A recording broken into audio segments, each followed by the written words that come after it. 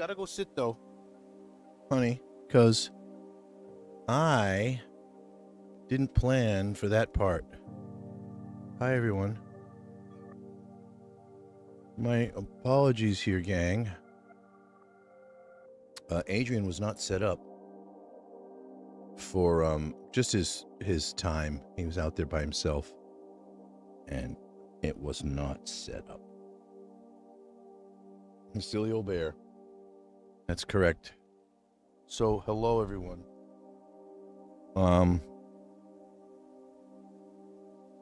Just a sit rep. It's not a quick one. It's not a, you know.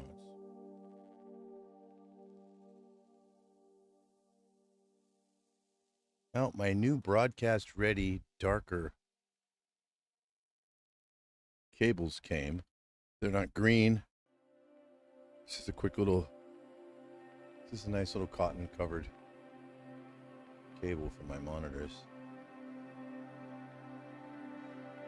These guys. I have some nice ones that I was using before. My awful Performers 5+2. Hopefully I can show them off. They won't show up. See? Green screen. They just won't show. There's a sufficient amount of green and blue in there. And so they were in my head. You can't see it looks through the side of my skull. And that's kind of funny. Well, gang, this is just a small moment of, I don't know what you'd call it. I'm not plugged into the monitor, so I don't know where anything's at. Duh. Now I'm plugged. All right. Well, my dearest friends,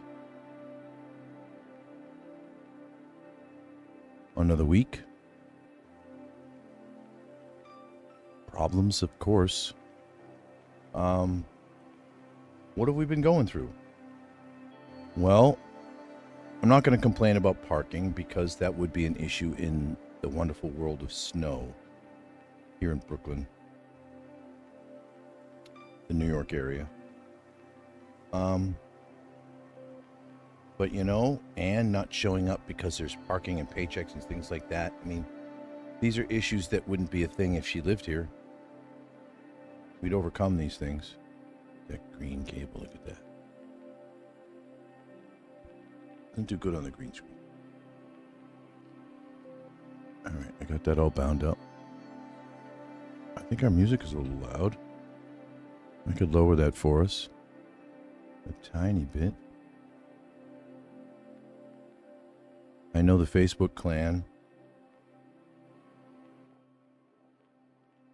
and a lot of places can't have this audio. All my audio is muted, so I'm just sitting there talking and saying nothing.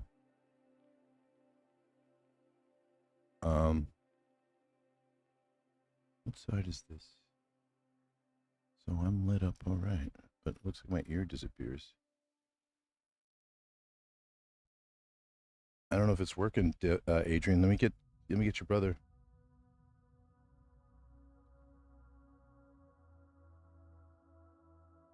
And my phone is about to die.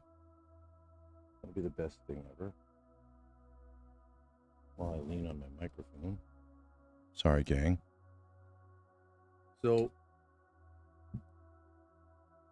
weeks and weeks and weeks of this goes by where she just doesn't show up and it's all about the paycheck, and she doesn't need to have a paycheck to show up. I said it to you guys before as I toured around the apartment. I showed you all there's plenty to do. A house doesn't stop. Doesn't stop. Even when the people rest, the needs of the house don't stop. Well, I know you showed up late and you said there was issues with parking. Not parking, I'm sorry, issues with traffic. I get that. I mean, I know you went to both locations. You went to Costco and you went to BJ's. I don't know what happened with the flat of eggs. What we experienced is a discussion that took place in the house where she just up and gets frustrated and thinks that she's just being shot down and shut off. She doesn't listen to the other side of the story that was important.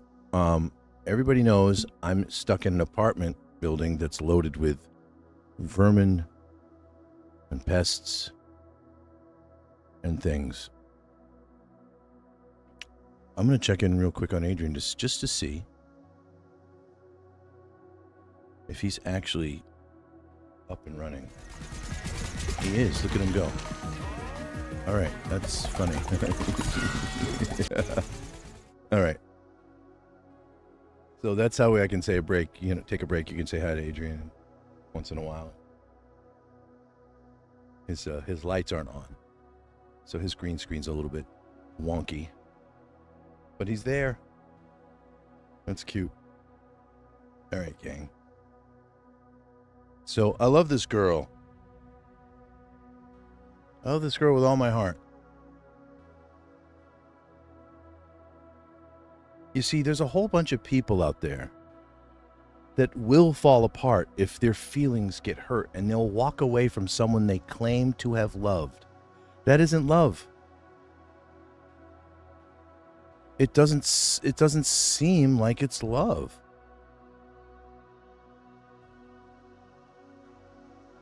A faster encoding preset. I'm getting errors from my system. Just dropping a few frames, it seems. Well,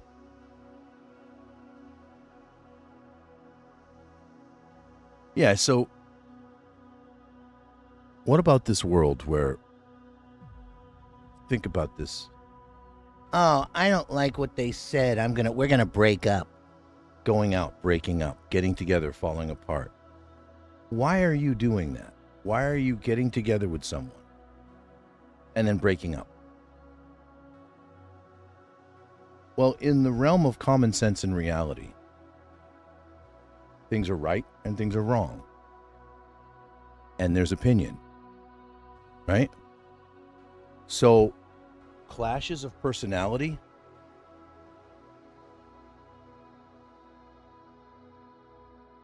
the flesh, as we'd call it in our realm, right?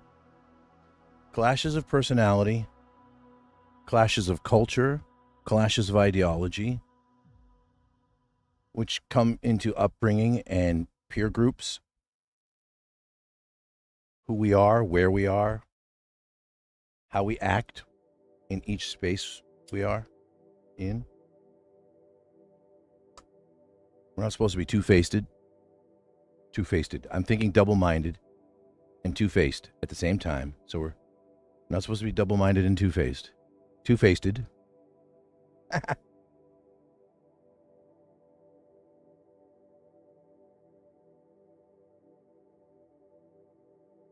All right.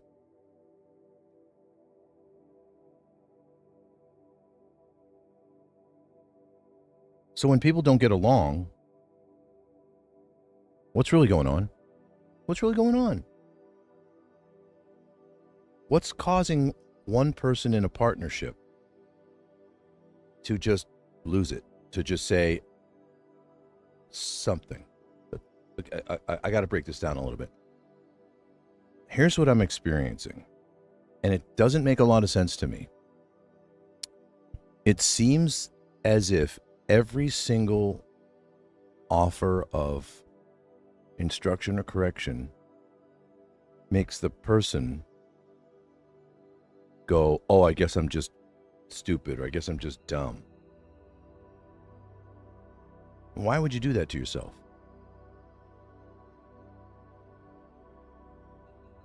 Professor Vaknin talks about this.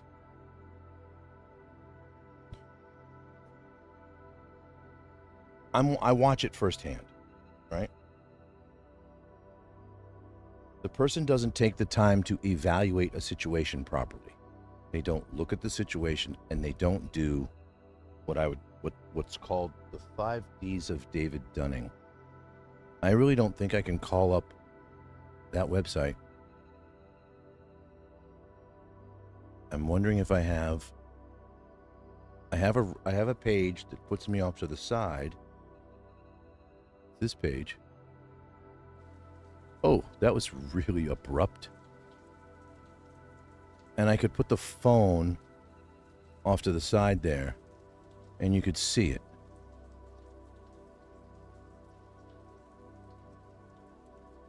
I could get that posted. But,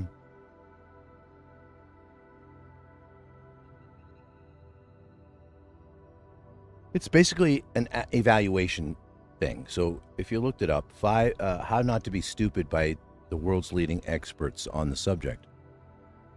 It's basically something we all do. We all should be doing. When you have a thought or a process that you're going to embark on, you would be like, okay, how certain am I that this thing I think, right? What if I'm wrong? Could I be wrong? I should plan to maybe be wrong, right? If I am wrong, can I ask for help? I should ask for help if I don't know what I'm doing, right? So this is pretty common, and it's kind of scripture, right? Be mindful, sober-minded. You know, you're not going to want to cause your brother to stumble and cause all sorts of problems in anybody's relationships. You're not going to want to cause problems in people's lives. So it's pretty normal to want to make sure you're not, and make sure that you're not screwing stuff up. And you certainly don't want to be screwing stuff up for other people, right? So the question comes up, if you knew you were making a mistake, would you continue to make it? So if you're failed in your assessment and you haven't really thought something thoroughly through, and you're about ready to engage, and an error occurs, what then? What are you prepared to do then? Are you prepared to learn from the mistake and make the next necessary sacrifice? Because success doesn't often teach you this. If you had a objective, and that objective had 10 points on a checklist, and the objective was 100% successful, you wouldn't be able to pinpoint any one of those as to leading to which was the most successful or not. But if there was a failure in that same 10-point checklist, you could probably pinpoint the failure and learn from it. Failure, my point being, failure teaches much more than success does. Success doesn't really lend itself to learning, not as much as failure does. But you have to handle the failure correctly. So what happens when you make a mistake? Is it the end of the world? You've dropped the ball. You've missed the mark. Well, what are you supposed to do afterwards? Are you supposed to just leave the ball there on the floor? That's it, right? You're done? Or are you supposed to pick up the ball? Aren't you supposed to pick up the ball? Aren't you supposed to get stuff done? Gone, not now, please. I hope that's the song it's playing.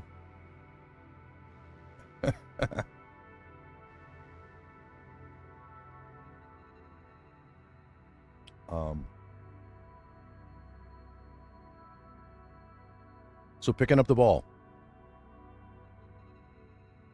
Something simple like, okay, a chore chart. If we come up with that idea 15 years ago and it's a great idea, why isn't it on my wall? Somebody drops the ball. Who picks the ball up? Why does nobody pick up the ball? Picking up the ball is what has to be taught.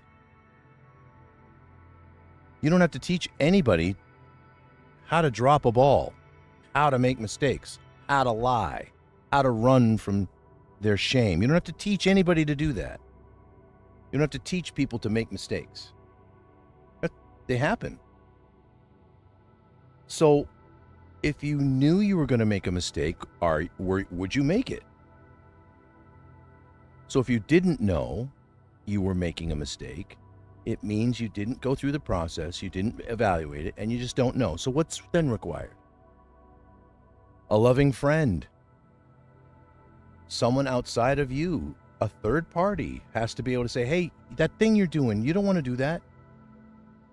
And based upon the situation, they can lovingly tell you, hey, you see that cup of poison over there on the table? Yeah, don't go near that. Don't go near that. Or it might have to be lunging forward towards you to smack that cup of poison out of your hand. You know what I'm saying? Maybe you're that close to drinking it. Maybe you're that close. For everything, there is a season, right? There's a time to build and a time to tear down. There's a time to handle things gently, and there's a time to handle things a little bit more firmly. But what happens when you handle things firmly with the person that suffers from some of this stuff is they take it upon themselves to say, oh, great, here's another thing I suck at. Oh, great, here's another thing you're complaining about. Oh, great, here's another thing. Well, I'm going to be the first one to say, maybe my delivery can change. We've noticed that. I might be upset about something and say, why isn't this like this? Don't you think this should be this way? How come people aren't noticing this? But that might not be the best way to say it, even if that's how I feel it.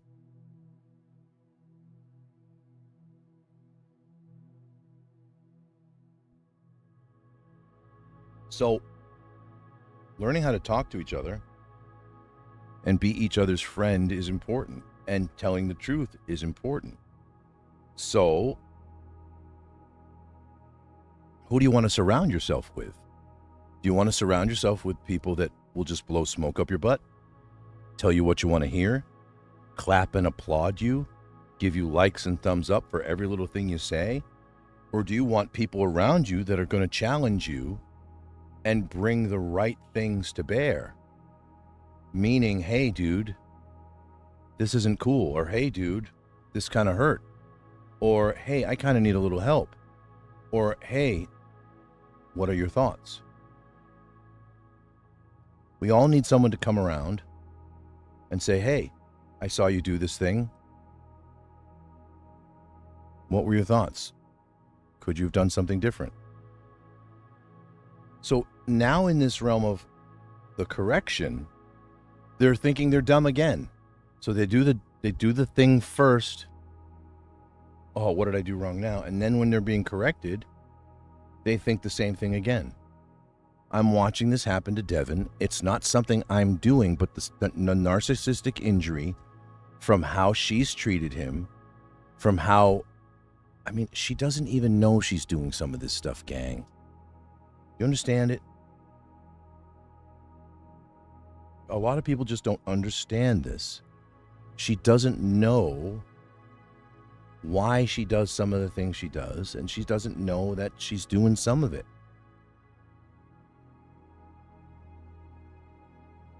What she might think is loving and what she might think is respectful might not come across to me as respectful. What she thinks is loving and would need, I might not actually know how to say that the right way. So if I'm making a mistake, do I even know it? Do I even know it? Well, so then there's this known sin and unknown sin, right? There's intention and non-intention. So what I think the narcissist does, or the person that's injured in this realm, is they take it upon themselves to think that when they're questioned or confronted or spoken to, they're just like, oh, great, I'm just crap again. Or what am I being falsely accused of? Something's going on. Because when someone comes to me and tells me, hey, this isn't right, I think about it and I deal with it. I got to take a sip of this and I got to sit up. Here's an example. I'm the father, right?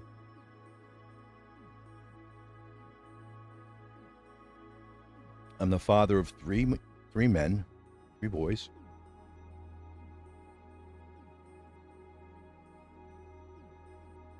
I'm a retired U.S. Marine. I'm a teen missions participant. I went, I'm a life scout. The move from Marlboro to Bolton kind of prevented me from being in the right council and finishing up and getting my Eagle Scout. But I have all the merit badges. I've qualified. I'm an Eagle Scout. I'm a loving, kind, caring person. I've been selfish before. I've been self-centered before. I've been a liar. I've been a thief. I've been an addict of sorts.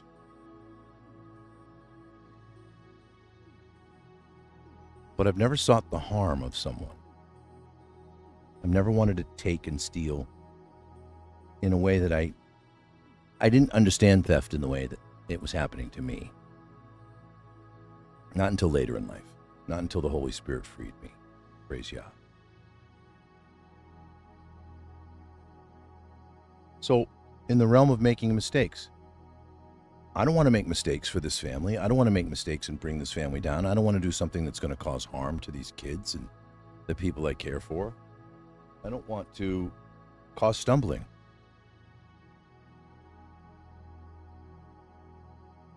So, I get Devin up in the morning, and I have an expectation. I know, here's the full thing. I know that if he sits up, he gets off of his chest, he takes the weight off of his chest. I know if he sits up, he changes his breathing. He gives himself a couple little twists in the morning and a stretch and a good yawn. He changes how his oxygen is moving and his blood is flowing. If he moves around himself and tidies up his area and gets ready to start his day, these are little things that he can build upon. But if you just lie in bed, you're not building on that. You're not taking the first steps, right? So I want to see him build on that. Well, what was happening was I was saying, hey, you're being belligerent. Hey, you're being, well, it is belligerence. It's belligerence, and he's not resolving the facts that these things can and will happen, but you have to do it, and you have to put the effort in, and you have to stick to it. It's belligerence, but I don't need to treat him poorly in this. I can be respectful and understanding and loving and say, okay, he's tired. He's doing all this work, and it's all this burden is on him. And yes, I have this expectation, and yes, he can do these things. And yes, these things will happen for him, but they're not going to happen for him unless I support him. I can't just say I have an expectation and say meet the expectation and never have provided an ounce of the support and the foundation to have him meet it. That's just the facts. So,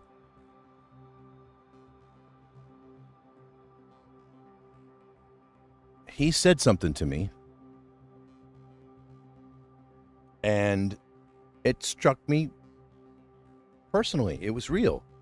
Now, he can't tell me I don't have the right to correct him and have this expectation, but he can tell me how what I'm doing makes him feel, and I can change that. So I wake him. I put my hands on him, and I give a little jostle. I grab his hand, I hold his hand, and I give him a little jostle. And if he's got headphones in, like mine, I pop him out. I say, Devin, right? He responds. He squeezes my hand, and then I go about my business. I look in on him, but I don't look in on him. I don't bark at him.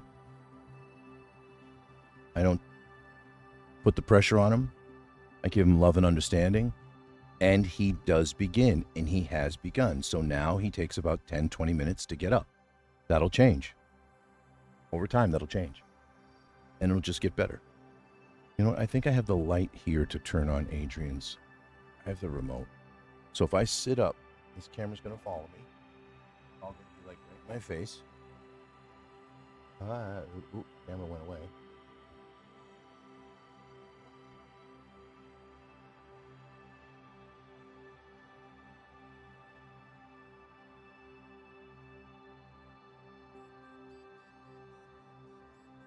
It's not working.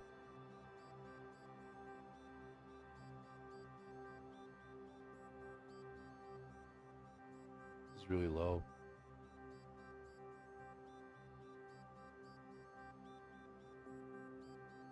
Something's up. Let me mute my microphone real quick and call out to Devin, see if he's here.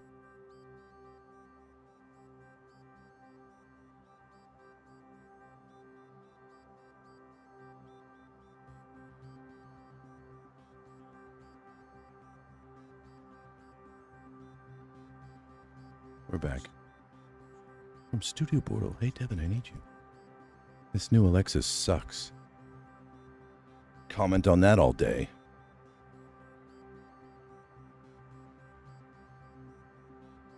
Forgot how to operate his light. This guy. This should just turn on. The remote turns on. And I'm supposed to just hold the remote button on again and his light would turn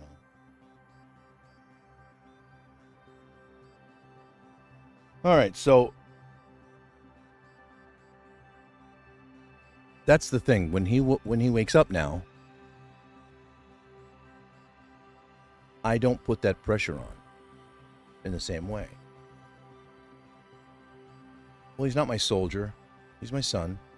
And even though I'd like to see him perform this way, he hasn't been brought up that way. And there's some things that have been left behind and undone and need to be improved upon. And one of those things is how I address him and how I address the members of my family. I'm all for it. I'm not against it.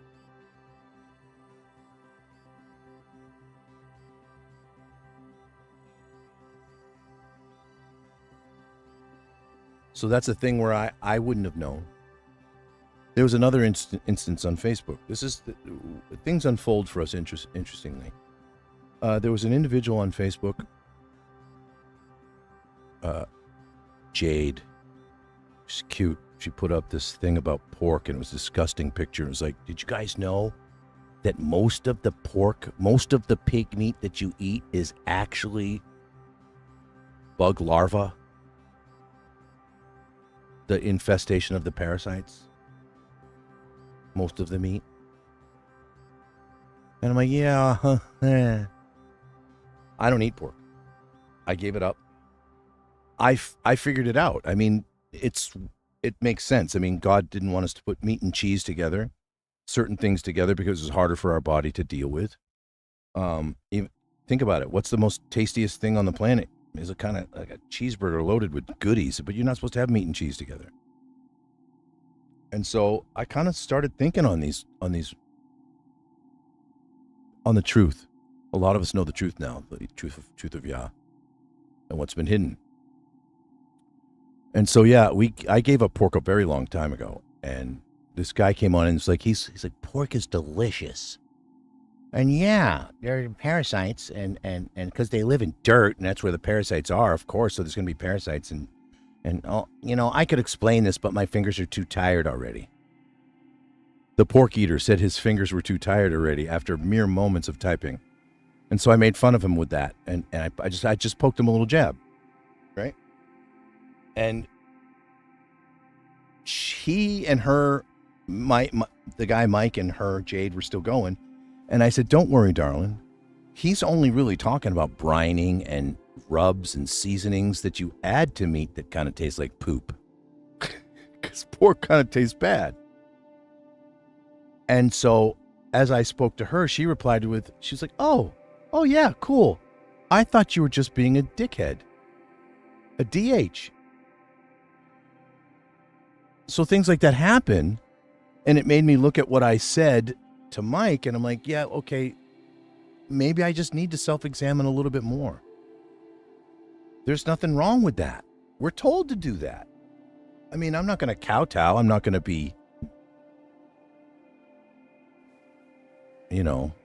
anyone's lackey in that regard. I'll be God's lackey. But respectful language, respectful words, love and kindness when you're communicating, getting the point across, that's not hard to do. That's easy to do if you love somebody. Changing how you get the message to them. That's a big deal. Computer, fan medium. Let's take the edge off a little bit, see if it hurts. The heat is crazy in here. The landlord, Midwood Owners Group, at the end of January and the beginning of February, they like to play this game where they reduce the water pressure to about nothing. And we have to decide whether or not it's heat or hot water we want. We want it hot. And they'll say, oh, we were working on the building and doing these things, but they don't put a notice up. So that the hot water will disappear for a little bit, and we'll get it'll be like 115 degrees, 112 degrees. It's supposed to be better than 120. It should be 127 to kill staph infection and certain molds. 127, there's nothing wrong with 127. They'll actually use less of hot water because we'll have to blend a little bit more of the cold water. I don't like this landlord. So right now it's a little roasty toasty, but it's also cold at the same time, go figure. The heat's always cranking, but the windows aren't sealed, so there's always this really weird draft and air that flows, and you're always competing with it, for your warmth. You're competing against it somehow. I'm too cold, now I'm too warm, now I'm too cold.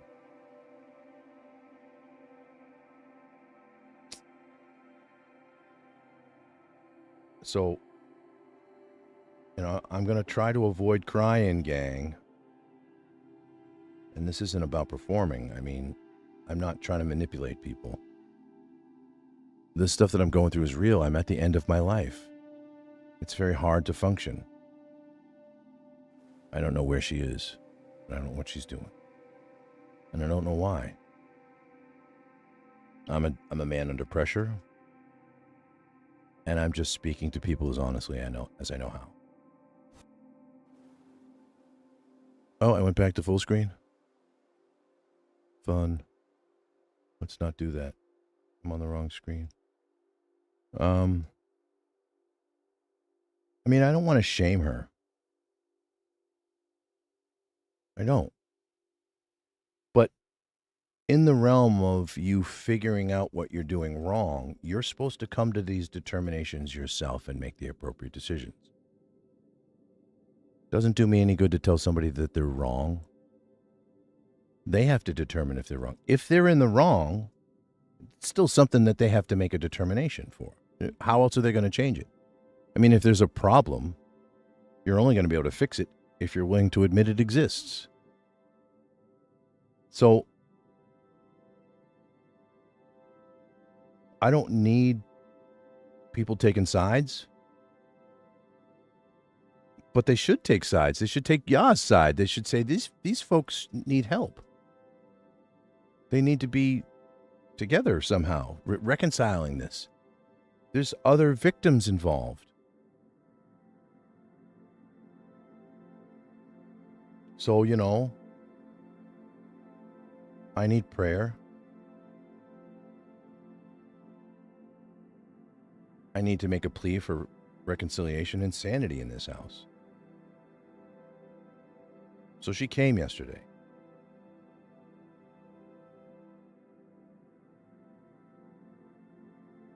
And I want to say something clearly before I say anything hard or harsh. There was good in that. It was like the best day we've had in like a week. There was goodness in the fact that she showed up at all. There was goodness in the moments that weren't cold. There was goodness in the fact that we can still talk. So as I said to her, I said, I don't want her to feel like a delivery service. I don't want her to feel like she's only just a paycheck. I don't want to feel like that the only reason she's useful is because she brings money or drops something off. She was so much more. You're so much more, Anne.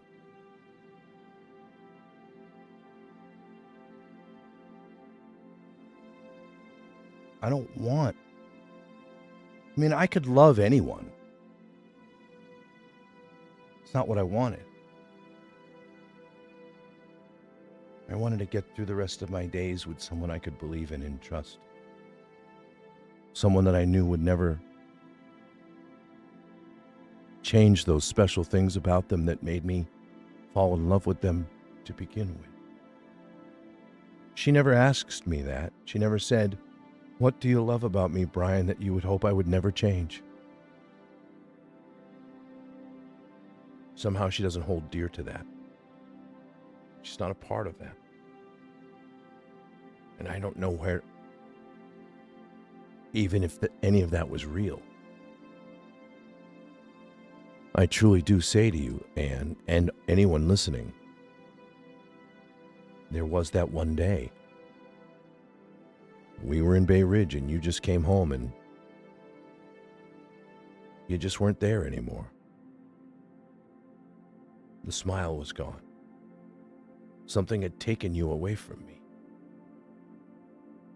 And you told me right to my face that if I kept asking you about your mood, you would just be in a bad mood. And that's the last thing I wanted. But look what ends up happening. If you study a little bit of Sam Vaknin, if you study a little bit about narcissistic personality disorder, the more I try to love, the more I try to understand, the more I try to get better, what do? You look at me like, what? If I can be better than you at something, you take that as a front, as a slight. It's almost as like you need me to not be good at stuff so you can be good at it for me. Or good at it around me.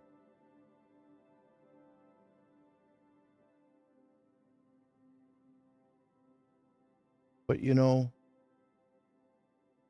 Olivia Newton-John said it.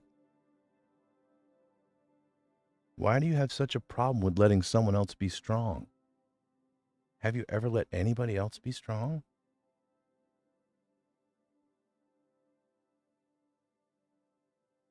You are and were my absolute everything. I don't understand why you thought ego was a part of it, when the only thing that mattered was what you thought of me. I wanted to be your hero. I wanted you to look to me as the problem solver I wanted to be for you. I don't know how to do anything else. What else? What do I know how to do, Anne? Where are my skills at? Where are my skills at? Seeing what's there and what's not. I can only deal with what comes my way. When something comes my way and it's got a question, I look for the answer. When it's got an issue that needs to be solved, I look for the solution. If I'm part of the problem, I'm absolutely part of the solution also. So what was happening was my best friend was not listening to me tell them about Vance, about how my heart was feeling, how things weren't right, how you're doing stuff that doesn't seem right.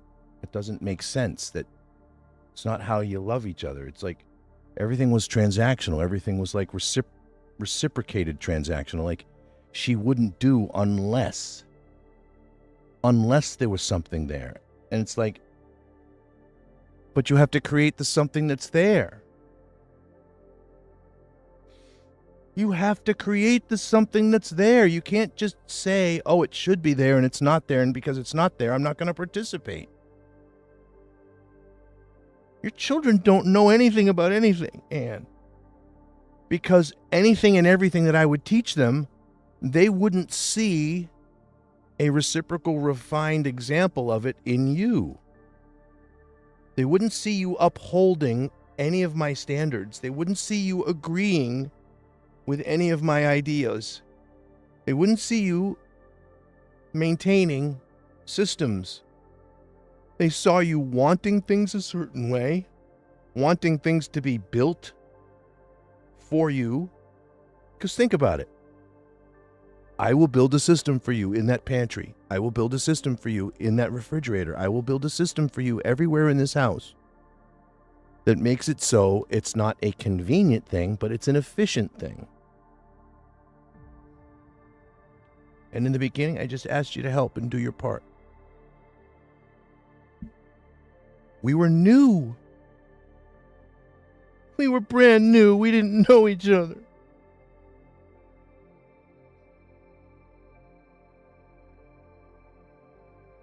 You'd never lived with anybody before. I had never lived with anybody before other than Kathy, and that really wasn't living with her because I still maintained my own apartment because the responsibilities didn't converge into one thing. It really wasn't living with her. So we came into the space, two people needing to know that the other partner was a safe space. Safe, secure for vulnerability, safe, secure for insecurity, safe for the rest of our individuation. You had not become yet who you were supposed to be. God's plan? I had not yet become who I was supposed to be. I walked away from a lot of opportunity, I walked away from a lot of responsibility, and I walked away from a lot of accountability. And when you came in my life, you represented a fresh start, a real start. And I know you feel the same. You believed that you had a guy that was no nonsense, wasn't going to cheat on you, wasn't going to be disloyal, wasn't going to be non-trustworthy. He was going to be friendly. He was going to be courteous and kind to you. He was going to be obedient, cheerful, thrifty, brave, clean, and reverent. You knew you had that. You knew you had this in me. Sorry for my volume. But you had this in me, darling, right from the beginning. And every little project and dilemma, every little idea, you saw me at the forefront, tackling it with you, wanting you to have the best end result possible I could produce for you. For your delight, for your purpose, for your reasons. Why would you even be with me? Why would you even be with me? I wasn't going to be able to earn $75,000, $120,000, $160,000 a year unless I started a business of my own and it was able to do that. I wasn't going to be able to go work for somebody like that because I didn't have the means to keep the focus and the concentration the way I needed it. If you actually asked anybody, I would need 2 personal assistants and a wife. Because my mind doesn't stop. It races everywhere. I got to do a couple of things here, folks, before I get back on track. So I'm going to see if I can get Adrian's lighting set up.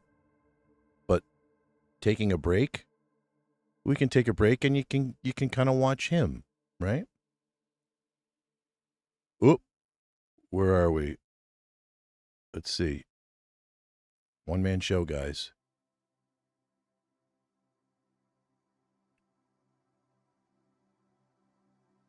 So let's look at Adrian real quick. And he's playing.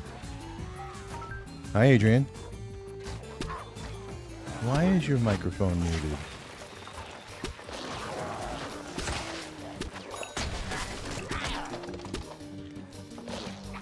You're plugged in. Let me do the settings real quick for you. I know you're plugged in, but I don't think we reestablished it. Okay, microphone 1 is me, microphone 2 is you. USB right there.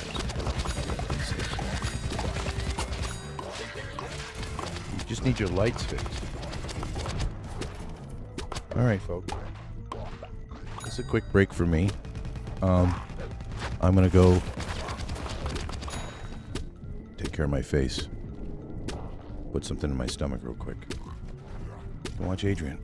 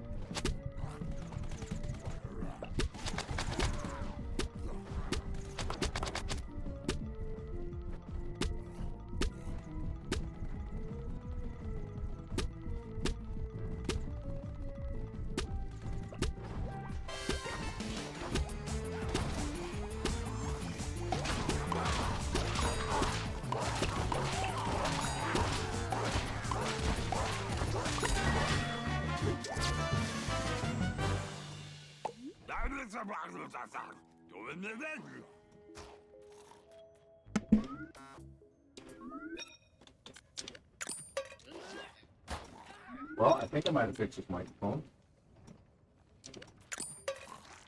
How's that, Adrian? Yes.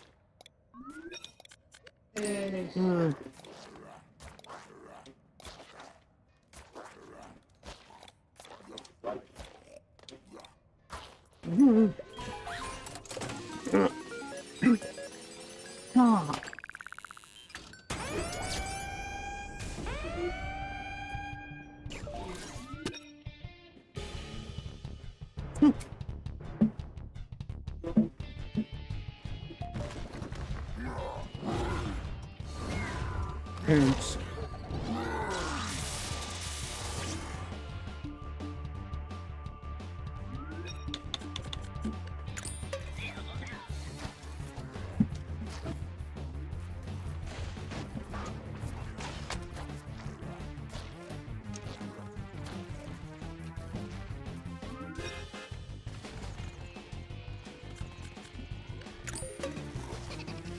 Cereal pick and chopper.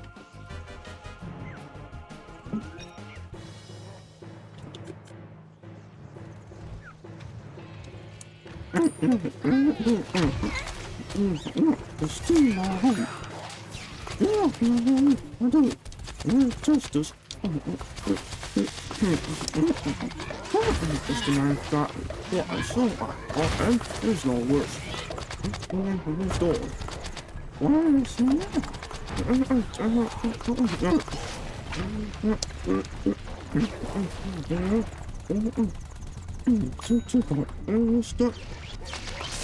Two guys. I know it. Oh, I'm sure. Wolf is still.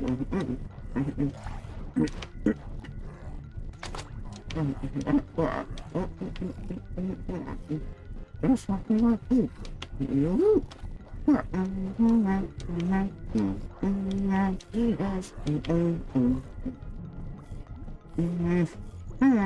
I'm John. I like to tonight. I'm serious. Still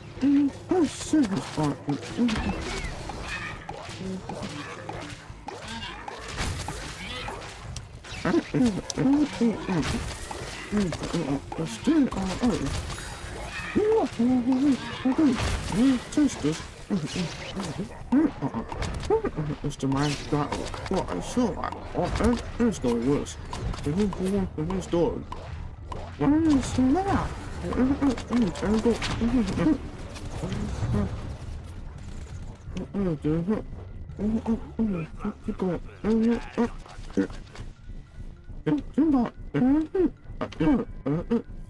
I said, stay out.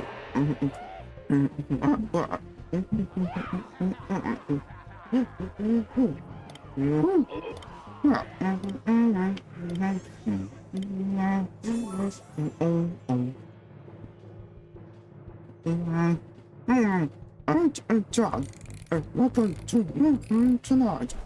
I was unsatisfied. And now struck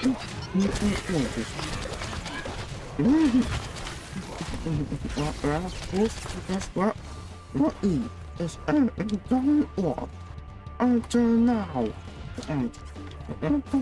Is that there? It's the heart's was very innocent personality.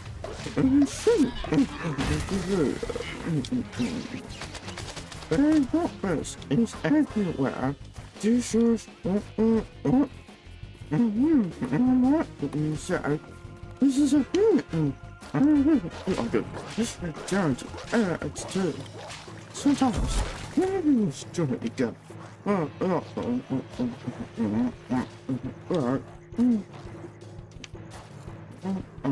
It's what?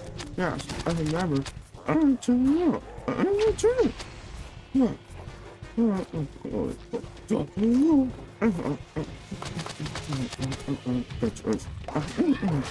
I see. You got that there. You are this day. Hello.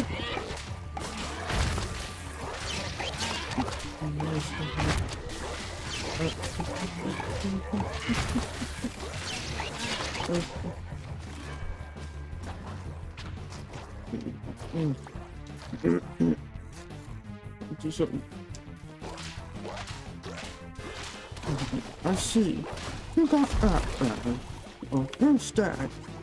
Hello.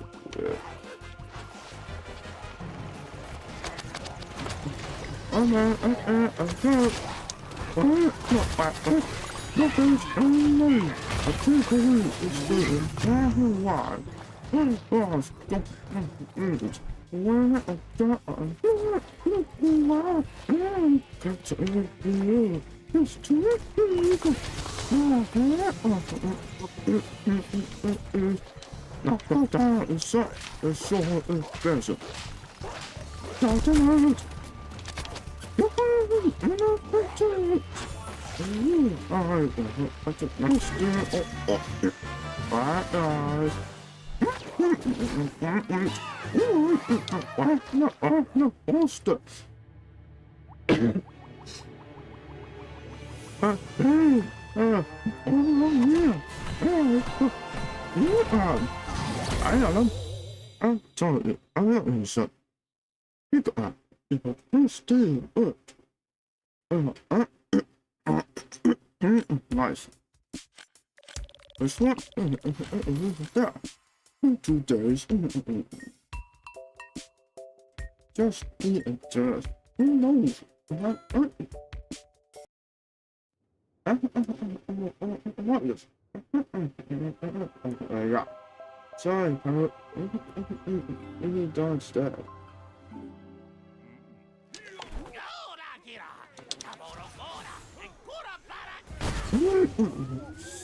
Why got pirates?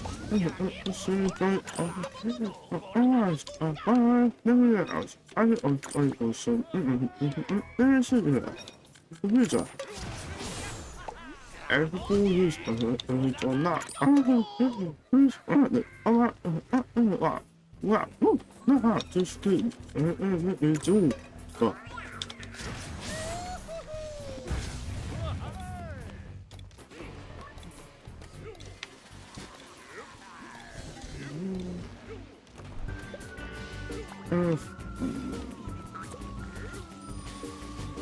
I stopped. I don't see. And then this is one. No, listen. Oh, no. I don't think so.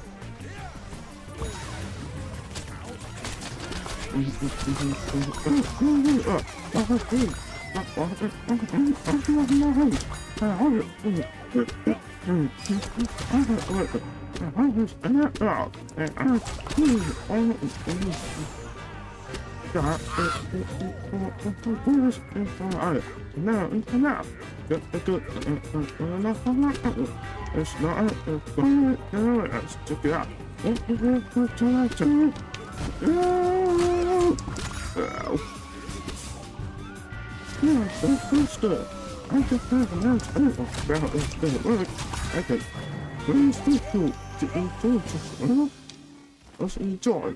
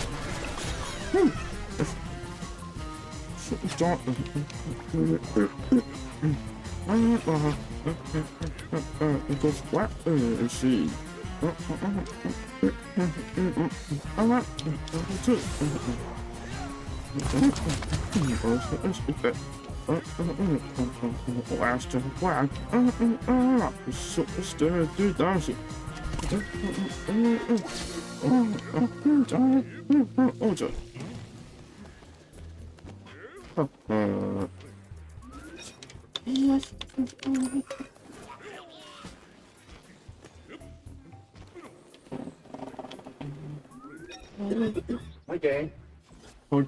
Hey, I'm back. He's lit up well. I don't know where the button is, so we're voting batteries. Yeah, turns out I guess his the thing he uses to the thing Adrian uses to stream.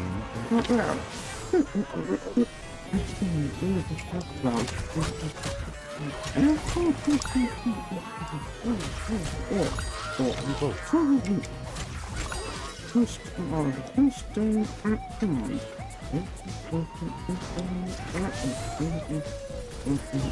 we're taking a break with Adrian.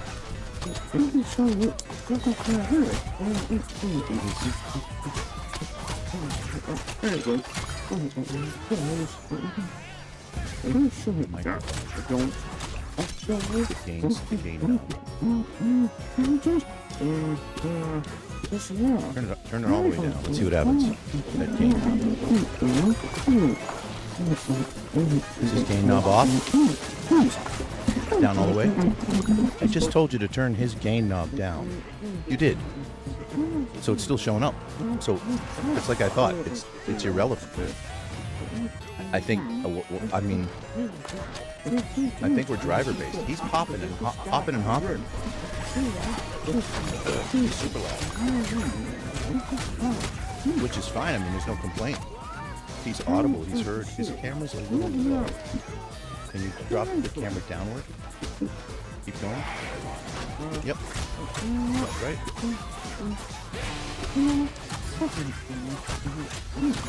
Come and see.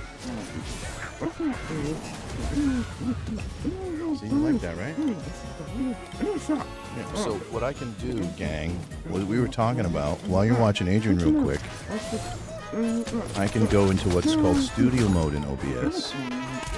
And I can go to the gaming live screen me. And in this moment is where I can actually do something interesting. I can bring up a browser source. How not to be stupid. Right, folks? And then I can search for it.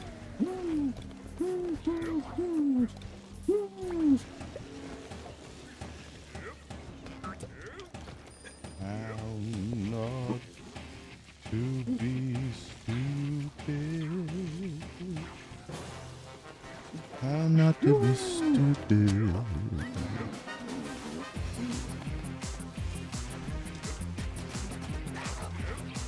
I always went to Inc.com's website for it. Wakey wakey, eggs and steaky. I think my VPN has me in Germany.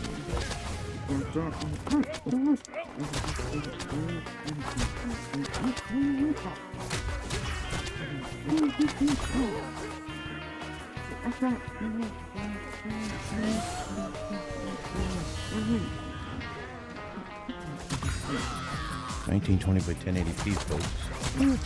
So I have the source. It says there's an error.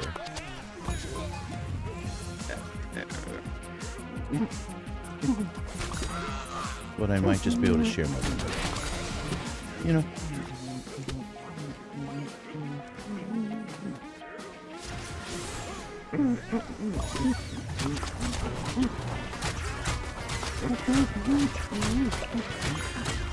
There it is. It's technically there, but I'm not sure what's going to show. Let's bring...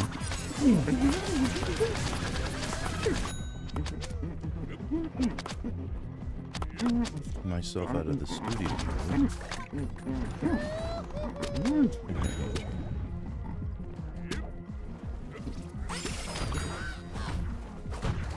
He's a kitty, isn't he? Silly old bear. Right, Adrian?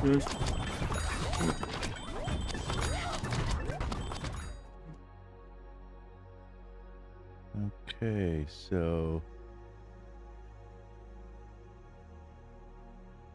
we're back.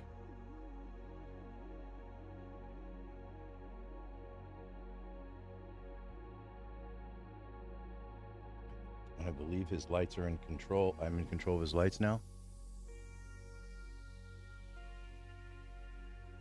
I don't know how they work, D.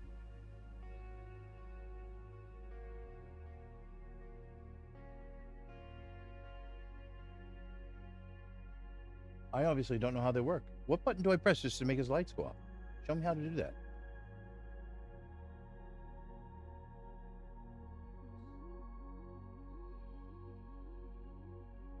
That's not how it worked before. I actually held your power button. See, the remote's not working. Okay, what was that? I know that. I know that. Okay,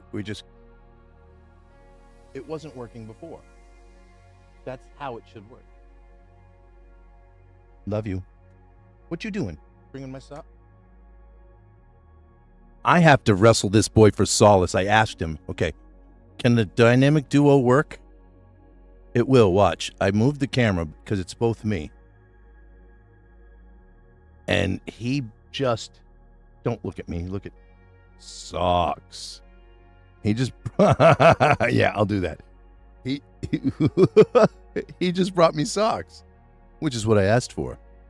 But I absolutely have to be hands-free for socks to be a thing. Stay tuned, gang, for the silly old bear button, because I know we can find a big red button that's USB based, and he can hit that, and it'll make silly old bear. Well, he won't even have to say it. I mean, we're really awesome. All right. So, I have done what I wanted to do, but I have to go to my game screen to do it. Right?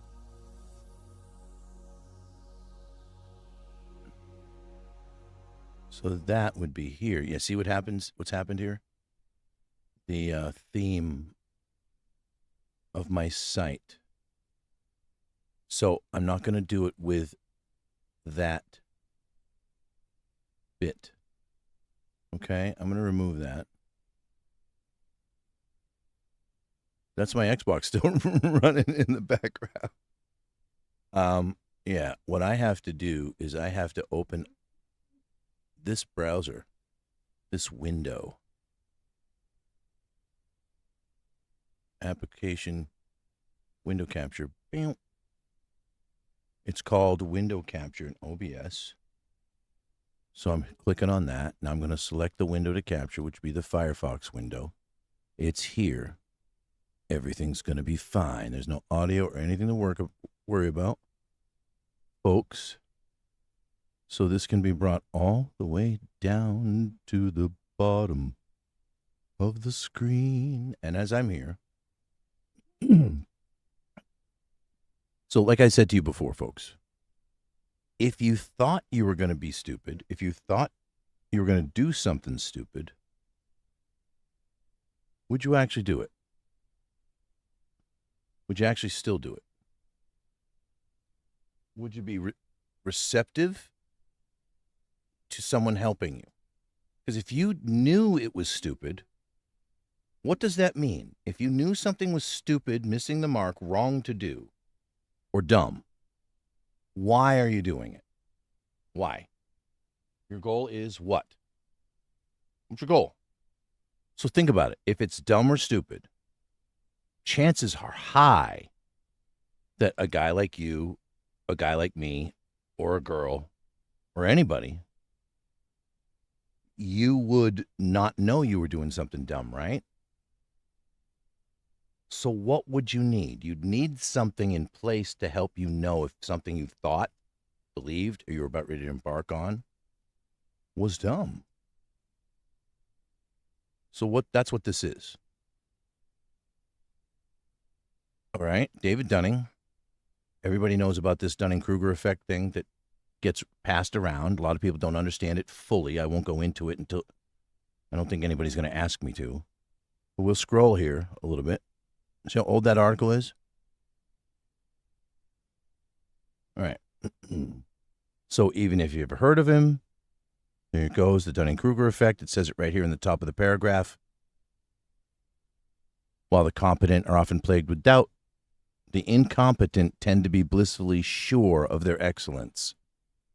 All right. Stupid or incompetent people are often too stupid or incompetent to understand exactly how stupid and incompetent they are. They think they're awesome.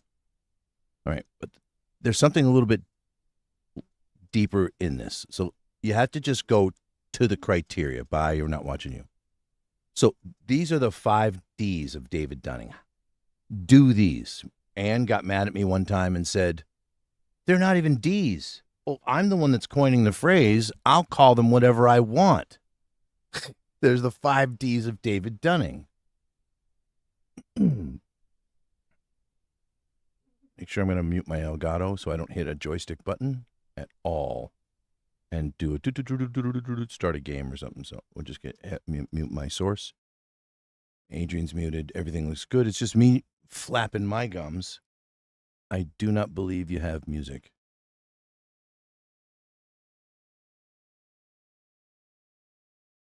We can deal without music for a little bit. So, number 1, know when to lean on other people. Now, the smartest of the smart that are here with me right now that have ever looked at something like this, you're going to be able to notice there's a unique braid of these things. And it's not just a braid, it's like a leapfrog. It's like they work on and off of each other. Period. You'll see it. Just look closely. So the most essential lesson of Dunning's work isn't that other people are bad at judging their own competence. It's that we're all terrible at assessing our skills, all of us. That's that thing that I keep saying, somehow it's in the way. You can do this. Why aren't you? Right? Or it works the other way. What made you think you were capable of this? Now, these are not questions that are comfortable to have asked of you. But in the realm of reconciliation, these are questions you must ask of yourself. Sorry. So, not knowing the scope of your own ignorance is part of the human condition, David Dunning explains, right? So, we're all susceptible to stupidity and overconfidence, okay? Deficiency, failure, missing the mark, not knowing. With a show of hands, how many people in the room know the difference between the word dumb, stupid, and ignorant? Now, here's this. See this part right here?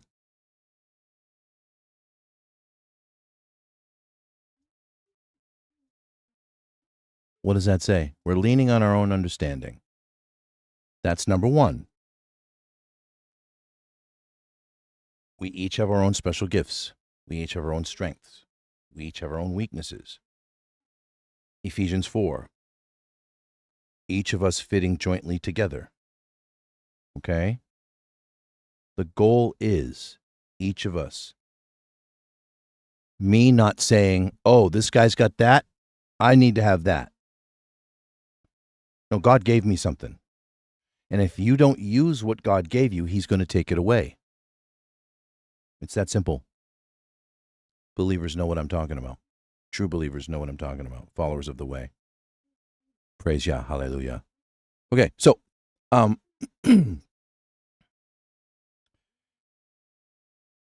if we consult, chat, schmooze with other people, we often learn things or get different perspectives. And that can be quite helpful. You're kidding, right? It's the only thing that matters. Because here's what ends up happening. If you live in a world where you're only, okay, I got to break it down because if I say some words, people won't understand it. Dora the Explorer. We are all Dora the Explorer, all of us. We got the map, we got the backpack, and we got Shaitan, we got Satan, we got the bad guy, Swiper, looking to steal stuff from us, take it all away. So, your walk is pretty simple. You must respect, regard, and resolve all truth in all times and in all spaces, and you must act on it when called upon, which translates into, if you screw up and you know it, you've made this mistake, you better do something about it right then and there. Don't wait. And if someone else has, don't wait to tell them. Bring it to their attention. Don't let yourself fester in that. My son just did this the other day with that belligerent story. He waited a day and a half and put on extreme contempt and belligerence and didn't tell me what was wrong, just to tell me he had trouble with the word belligerence. It was adorable. I didn't even know how to be mad at him for that. I just had more instruction, another dilemma, another problem to solve. So, the other perspective, okay? The other perspective. What does someone who's leaning into borderline and narcissistic personality disorder do? They don't actually consider the other person other person's perspective because theirs is the only one that matters. Their opinion of themselves, their opinion of the other person, their opinion of the other person's opinion of themselves. Did you hear that? My opinion of myself doesn't matter to Anne as much as her opinion of me. But I'm not allowed to build on her opinion of me because she only cares about her opinion of me. I'm not allowed to say, hey, I'm not that. I'm this. Here, let me show you. Oh, you're just putting on a show. No. I can't. I'm not even going to drag you guys around this. So you see this. Number one, perspectives. This is why they'll braid in together. Watch this. Imagine the worst case scenario is number two, right? I'll let you guys read this, but I'll read it with you. Optimism has its place in life, but not, apparently, when you're trying to make a truly smart decision. Then gloom and neurosis will serve you better according to psychology. Ask yourself where you could be wrong if the decision is an important one. What if you make this mistake, right? Do you have a plan? Well, you'd only plan for a mistake to be wrong if other people's perspectives mattered to you. You're not going to do that if you don't care about how you're going to make somebody else feel. Therein lies the rub, folks. So, when you imagine the worst case scenario, that sets you up to say, okay, this could go wrong, and how bad could it go? Right? Well, where would you draw on that, Dora? Where would you put that in your backpack? How would you get that information in your backpack? You'd have to ask other people. You have to go through the experience yourself. Enough said. Think in probabilities, not certainties. Well, what is this? What is worst case scenario? Think of this. Something could go wrong, right? So if you're so certain that something can't go wrong, you're certain it wasn't you that moved the item. It's certain that it wasn't you that made the mistake. You're certain you paid the bill. Well, just double check. If you're so certain, I mean, come on.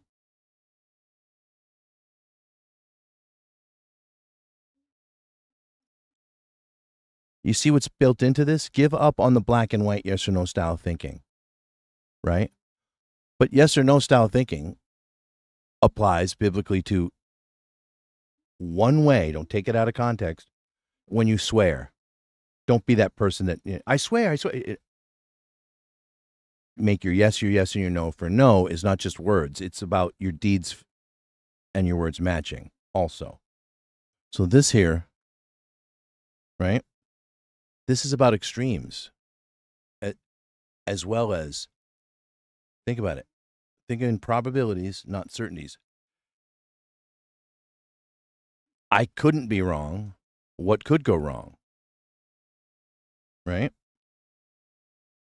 So instead of not will X or Y occur, but what is the chance of something occurring? Right? Because there you could dismiss it quite easily if you just say, I don't think it'll happen. But if you really weigh it out, you're probably going to come up with something a little bit better. If other people's perspectives matter, if other people matter, that's key here because, we're dealing with narcissism in the world today. Take a look what Philip Tetlock says, right? Tetlock has found that people who think not in terms of certainties, but in terms of probabilities tend to do much better in forecasting and anticipating what's going to happen in the world than people who think in certainties. You have to also think about the after effect of that. Think people who think in certainties and are broken in that realm.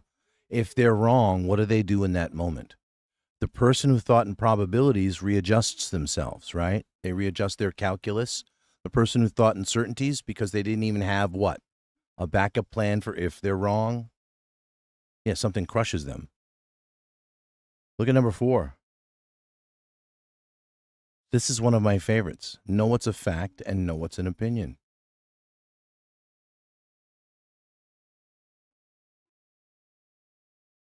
I don't even like the thing that says Barack Obama was born in America is a fact. That's just a statement on the page, folks.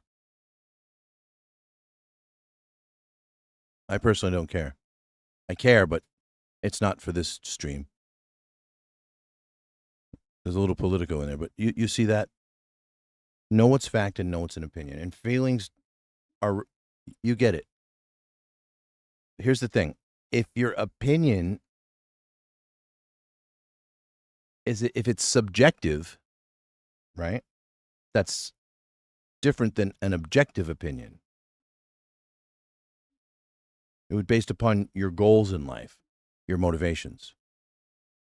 So that would be what would drive most of your opinion anyways.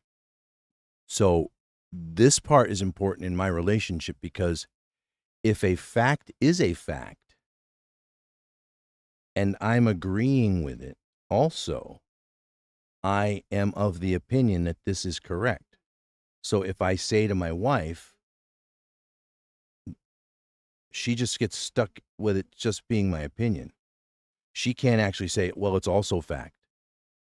She can't even get around sometimes how two things can be true at once. Something she thinks and feels can be a fact, and something I think and feel can be a fact about the same thing, even though they might be a little bit opposite. For example, did I say something, right, the way I should have and could have? Maybe not. Did I still convey what should have been conveyed? Maybe. Most likely. But did it work? Did she say to me what would have worked and could have worked? Both of us could have had some sort of shift and been the opposite of what we were, and it all worked out. But no, there's something required of us, right? So I can learn how to change how I speak. She can learn how to change how she speaks. And we can learn how to apply what those expectations around that mean. We can be more honest, loving, and respectful towards each other, right? Because not everything is just opinion. Sometimes they are also facts, right? Right. Just like I said with the belligerence thing. It was his opinion. It was Devin's opinion that the morning wake-up routine could be gentler and kinder. And it's also a fact. And it's been proven true because we put it into practice. Praise Yah. Hallelujah. Come home, Anne. So, do you want to read this, folks, so you can read it? You can look at this yourself. I will have to put the link in the description to this. I could probably do it right now. Okay, say, this is a good one. Get better at saying, I don't know. I don't know. You think someone that suffers from in the realm of narcissistic personality disorder, diagnosed or not, do you think they are good at that? Saying I'm not sure. Well, what does that fit into? That's the probability certainty thing. So you see, like I said, these are all braided and leapfrogged around each other. And this is how you avoid being stupid. So you certainly wouldn't do stupid if you knew you were doing stupid, and that's how you avoid doing stupid. Like, share, and subscribe. Put this on your to-do list. Right? It's 5 simple steps. Get better at saying I don't know. Know what's a fact and know what's an opinion. Think in probabilities and not certainties. Imagine worst case scenarios so you can plan. What if something wrong happens? And that would also fit into I don't know, saying I don't know. Leaning on other people fits into saying I don't know. What would you have to do then? Right? So if you don't know you're making a mistake, what does that say? Lean on other people. That makes perfect sense. I know everybody sees it. Now, I'm not going to do something terrible, but I'm going to put something in that puts it into perspective here again.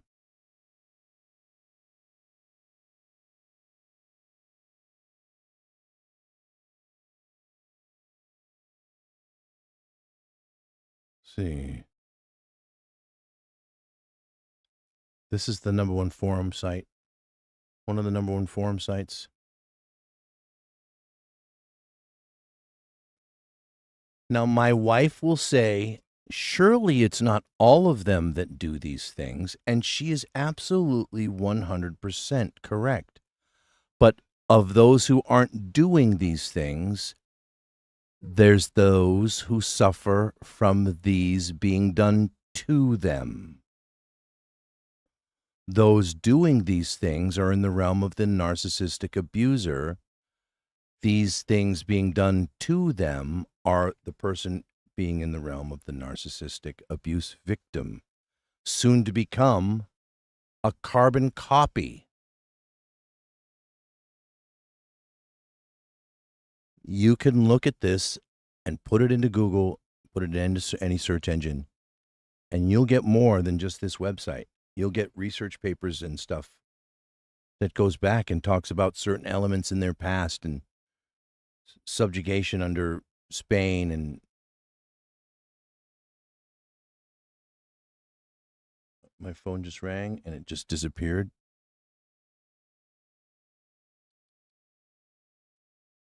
I don't know what that would be. It didn't even show up on my system.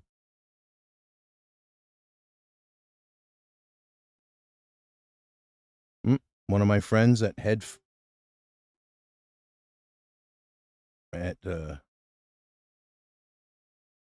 Reviews and Discussion, headfi.org, Ted B.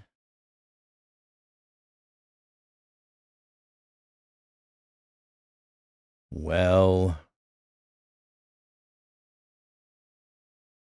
I would actually be called off to do this. He's asking for an explanation. I do have this explanation. I do. He's wondering what the difference between the SS2590 big boys at Sparkos are in the J2S versus the other Sparkos and other ones. I own like a lot of different op amps for op amp rolling inside my stuff. I've settled on Sparkos' signature because he's pretty smart and knows what a natural sound is like and knows how to roll the power out of a rig really nicely without killing it, making it too distorted. I have it in most of my stuff, his op amps. Anyway, I don't know who called. Sorry about that. So when we're talking about the base persona of Anne, my theory is, and I'd love to get with the professor on this, he's the kind of guy that I would want to talk about this. I wonder, what did I just call this window? It's called window capture. If I'm smart, I'll go get it. I'll rename it to web pages, right? And I will copy this right here, and I will wonder if it'll work. I should just stay here. I'll just stay here. I won't bog any of you folks down with nonsense. I'll move my body to the bottom. I'll just stay here. I was going to try to see if I could put this web page on a smaller screen. You'll never read it. You don't need to see me bigger. So if we dive in, I won't lose my train of thought. So here we are. The table of contents. Now,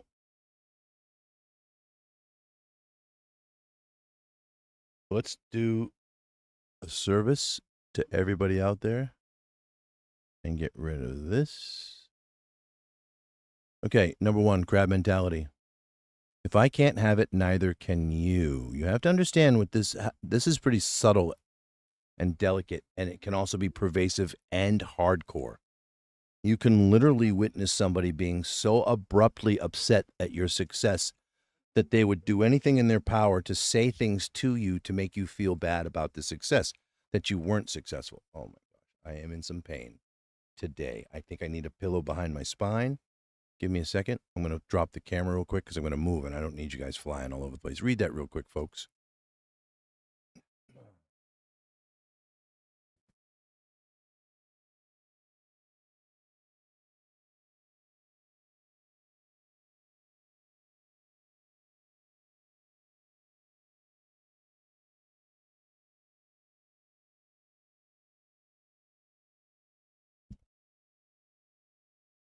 Alrighty then. And we're back. Yeah, I got another pillow behind my back. I'm in rough shape today. I'm daily, folks. Come on through, Adrian. Watch my socks. Don't step on them, kiddo. Daily, I'm getting weaker and weaker and sicker and sicker. It was so good to see her yesterday. Amma, it was so good to see you. It really was. But something's wrong with you.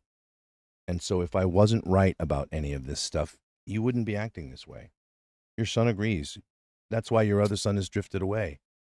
And it's because I'm right about a lot of this stuff that you've just gotten worse. But here's the clincher, kiddo.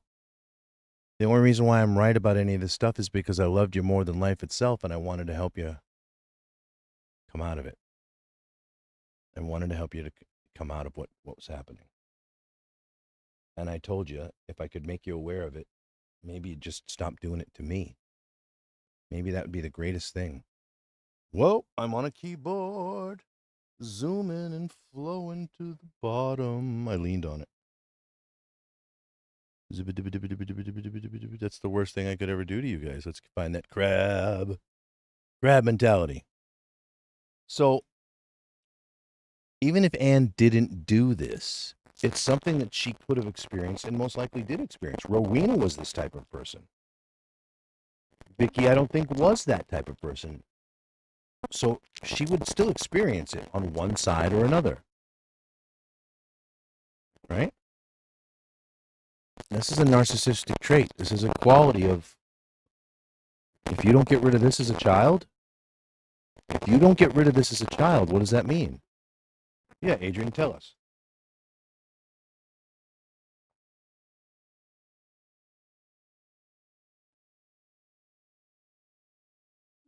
So, for the Filipinos out there, this right here gets a lot of flack. This is pervasive. This is a big deal. A lot of people are like this. This is procrastination. Okay?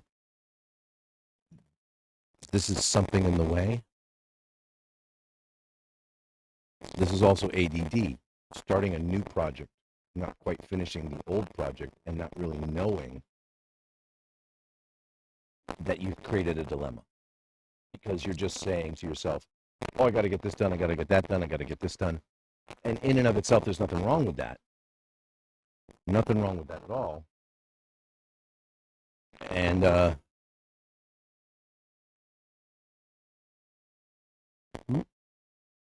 but when it becomes something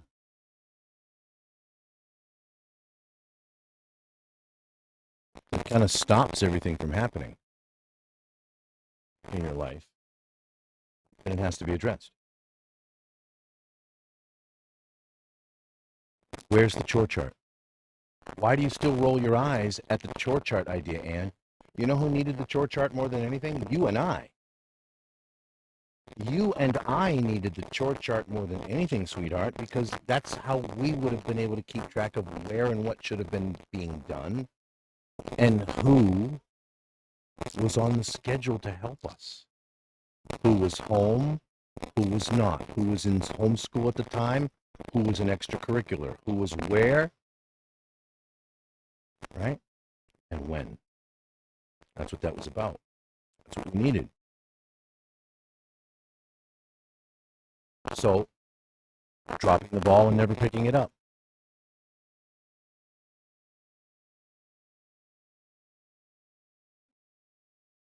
This is tied into this. You have to relate it. Sorry, you have to relate it and read it, right?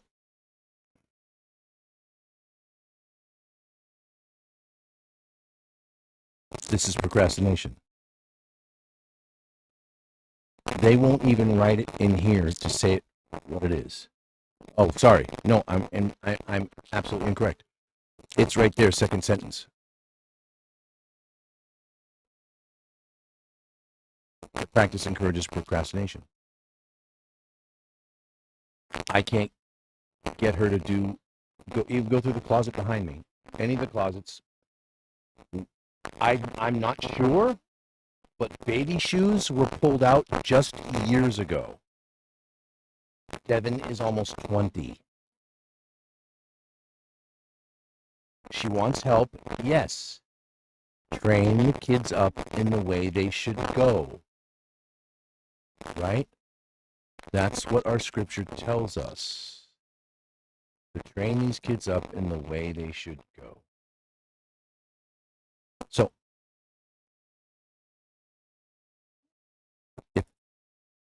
if something is in a person, and it like these things, this person is not trained out of it, and this person is not teaching how to break the cycles of these things.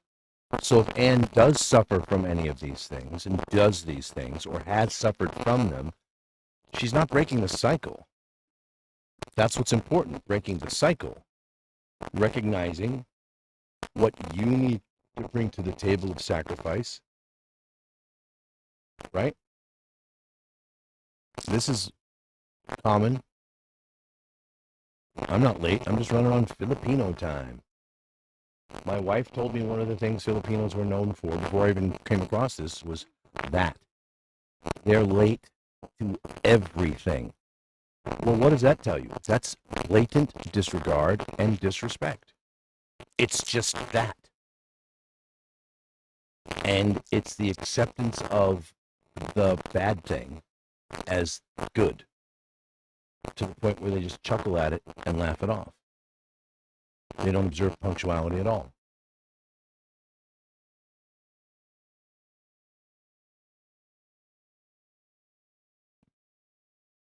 This one is serious. This is narcissistic in itself. If you read it carefully, we Filipinos are being famous for being onion-skinned or easily slighted at perceived insults. See what it says? One of the most pervasive things that happens in this house and happens with my wife is seems like, looks like, sounds like. Perceived. Not verified. Not validated. And her actions unjustified. That's where we're at. These are all childish things. I've been trying to tell you, and I've been trying to, I don't have the platform that's good enough to reach out to Professor Vagnon, but it would be my theory that I don't know about hereditary. I see things that are like it, but I do know what makes this. But I'm looking at this as odd coming from this culture. There's a huge cultural influence on a narcissistic base profile. A narcissistic base profile coming from this stuff on this website. General disregard for rules. Oh, look, it thought I wanted to enjoy that picture.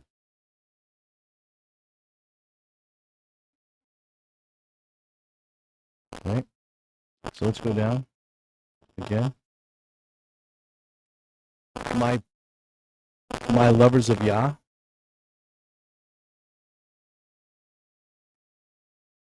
My lovers of Torah, my guarders of Torah. As I come to understand that realm and be pulled into it, genuinely and honestly, coming out of that modern church. Look at that. Filipinos' penchant for law breaking. Not even wanting to follow rules, not even wanting to follow instructions. Hating correction.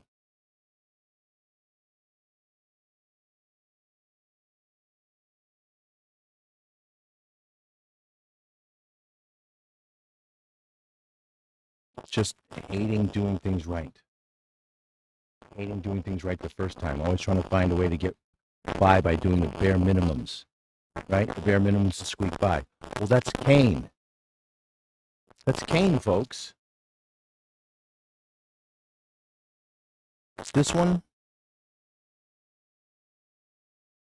I wouldn't understand this.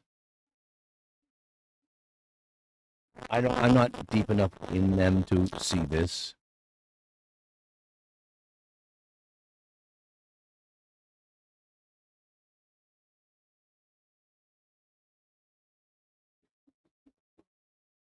I think what happened was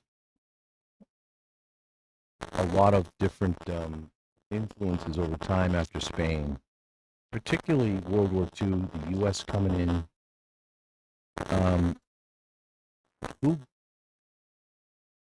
They got stomped when Spain showed up. Stomped.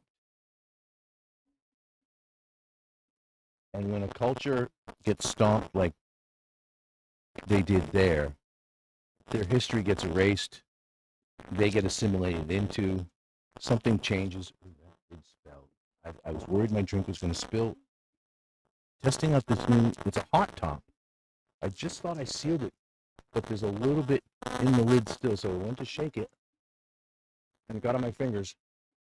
And I don't want to get this stain in anything. This is Naked Juice Blueberry Blue Machine with one watermelon Red Bull and a lemon seltzer.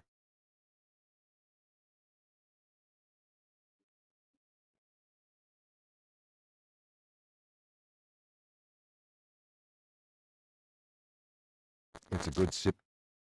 It's a good sippy cup tip. It's my sippy cup, everybody. Okay, guys, sippy cup.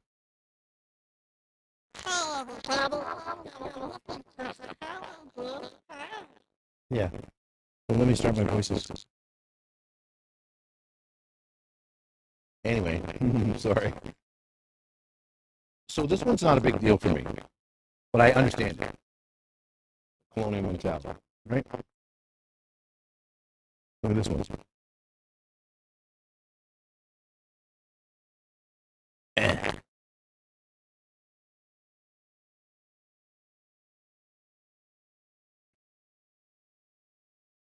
I'm not sure of this either. How this will play into. So I'm going to scroll down. This is something that I don't particularly care for. This is the one that, oh, I dropped the ball. Well, I guess I'll just leave the ball drop. I guess let's leave everything to fate. I guess I'm just dumb and stupid. I guess this is what I'm fated to be. No hope. Don't do anything, right? Don't change. Don't look at facts and reality. Don't come to the altar of sacrifice. Don't be there for your brother. I guess it's what I am. This is odd. This is odd. This thing they do. There's two things that get in the way of a lot of this, and that's the wayline. I don't speak Tagalog. Wayline haya and the amor proprio. It's a shame pride mechanic that doesn't defeat the negative and the sin of the elements. They build each other. It's an incorrect action in shame mechanic, and it's an incorrect way of being prideful. It's a fake humility. It's odd how they. You all right, Adrian? Cover your mouth when you cough on. Okay, sweetie? He's still a bit sick. All right? There you go. We're trying to get a good rest, a new rest schedule, because Anne and her decisions are really taking things for a ride here.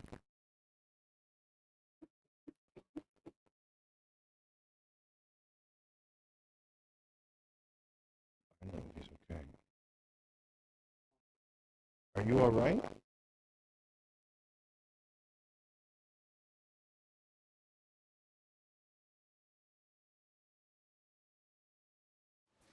You okay, buddy? Oh, you're laughing now. Oh wait, your microphone's off. What'd you say, sweetie? Stay jumper. Yeah, you're playing as Chopper. I know. And you're one of the only people in the whole universe that still plays as the vanilla guy. Everyone else gets all these weird outfits and armor and different skins and accoutrements for their character. and you just roll. And you beat everybody up with it. I love it. All right, I'll keep him. Well, I'm going to double down if I keep that microphone going. So I got to drop it off a little bit.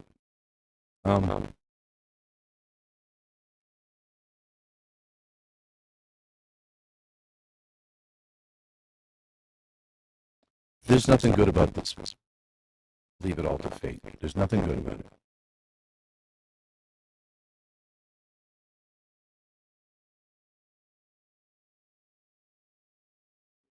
It's like there's a model that's built on irresponsibility and walking away from things that you did wrong because you're too ashamed to do it. And if someone else does something wrong, you won't say something about it because you don't want to cause trouble. But you're willing to be trouble. You're willing to take discipline, but you're not willing to put in the work to avoid crisis. You're willing to go through crisis, clean up, but you won't put that in your backpack door to avoid making the same mistake again.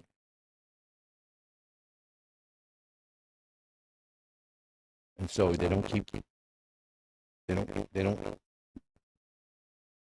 themselves in check, so they don't, and they keep making the same mistakes. What's going to happen with this? And they leave it all to fate. Oh, I guess I'm fated to be this way. Well, they won't initiate change, right? So yeah, corruption is all over their country, all over their country.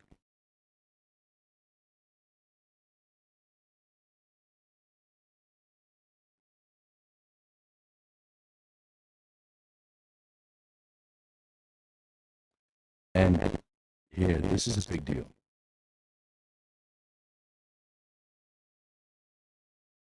This translates into everything that happens with me and her. The latest one in a series of really serious, odd gaslights. Series of serious. Stupid to say. Stupid to say. Her idea of saying on one day, well, Brian, see, that's what your problem is. You come into a room and ask a question and you expect everybody to know the answer. When was the last time you walked into a room where you were going to ask a question and you should just never expect any answer whatsoever? Even you have a reason for showing up. You have a reason for your question. Your question is automatically categorized into a what is the question about? What is the concern? So for my wife to say something like this, it's kind of ridiculous. So she would say something like that, and I'd say, well, that's why I would ask clarifying questions and make clarifying statements so you would know the type of question I'm asking, the type of answer I'm looking for. This is what makes sense in every universe. Well, she'll turn around and say, Brian, you know what your problem is? You don't understand the concept of me asking clarifying questions and making clarifying statements so you can understand the type of question I'm asking and the type of answer I'm looking for. She said I'm too stupid to understand the concept. And she scolds me two different ways. She doesn't like it when I do it, right? But I have that on record. I have that on the phone call where she said the same thing. Everything Ann complains about is normal stuff. except for the stuff that's not normal, right? But most of it is normal stuff. She just doesn't allow it to be normal in the other direction. So double standards. One thing is true for you, and oh, it's true, so it must be true for me too then, right? Oh no, it's not. Oh, so when you say bad words to me, when you name call, right? When you name call, when you insult, when you say things under your breath, and I confront you, you say you didn't say it, or if it's confirmed, you say it's a figure of speech and I just have to get over it. But I'm not allowed to use that with you. When I say it, oh, I absolutely mean it all the time, right? Well, wouldn't that mean you absolutely mean it all the time? Because if you're saying that's all there is to me, saying it the way I say it, you're saying if that's all there is, then obviously Brian is saying it because he means it all the time. Well, then you mean it all the time. If it's a figure of speech for me, and it's a figure of speech for you, this is what I'm always up against, folks, this double standard. Especially from a person that kind of doesn't maintain one, right? Inconsistency of character. Excessive partying. I wouldn't say she's guilty of this, but I would say she, in the realm of being involved, would get lost in it, just like anybody else would. That's simple and easy to say. I'm not a party guy. I don't even know what this would mean.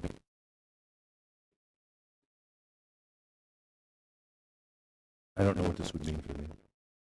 Or others, really. This is not a thing for me. And that's pretty much it. Right? Here's your copyright notice. You see, they're like the #1 site. This is a good place for them. But these are all real. And so these are all real things that all I said to her ever was, it's something to look at. And it's either you do these things or you've been affected by these things. It's just that simple. And if you do these things, do you know you're doing it? Do you know you're making these mistakes? Right? David Dunning. I teach good, folks. I don't teach dumb stuff. And it all stays in Scripture, too. Because most of what Yah told us is common sense. It just is.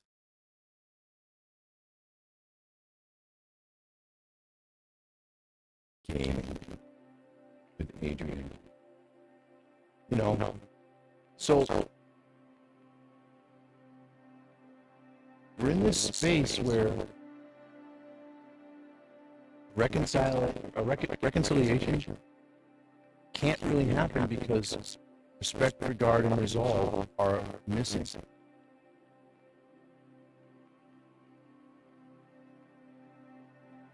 One of the mistakes I made was I interrupted Devin trying to reach to her and say we didn't want her to feel like a delivery service. We wanted her to feel loved and cared for.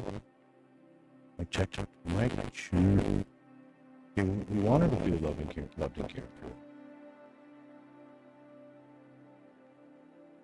And in this space we're in, she drifts further and further away. She's not looking for reasons to come back. She's not looking for reasons to be here. And so we don't want her, checking some volume things, we don't want her to think that using these services, delivery from BJ's, delivery from Costco, is something to say, we don't need you. But we don't want her to say, her to think, well, that's hilarious. Yeah. You are hilarious. Not so I have to do something in OBS real quick because I have to be careful with you guys. I'm going to mute my mic real fast, folks. I have to change an Windows setting of that, and I don't want to blast you with anything. I'm just going to mute my mic real quick.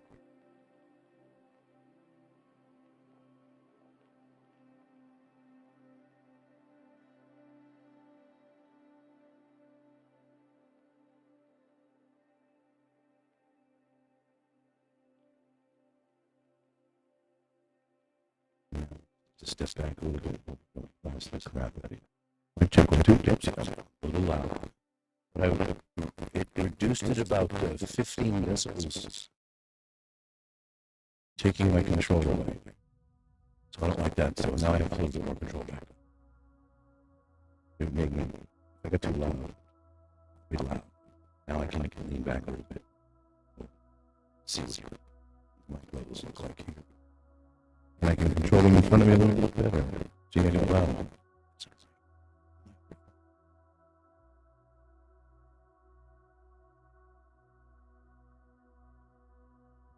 So, I want my family back. I want what it should be. I thought about that stuff I said the other day about. It happened again today. I was in the store. Sadly, I couldn't get a Reuben sandwich. Could if I went to the right location, though. It would have cost me like $25.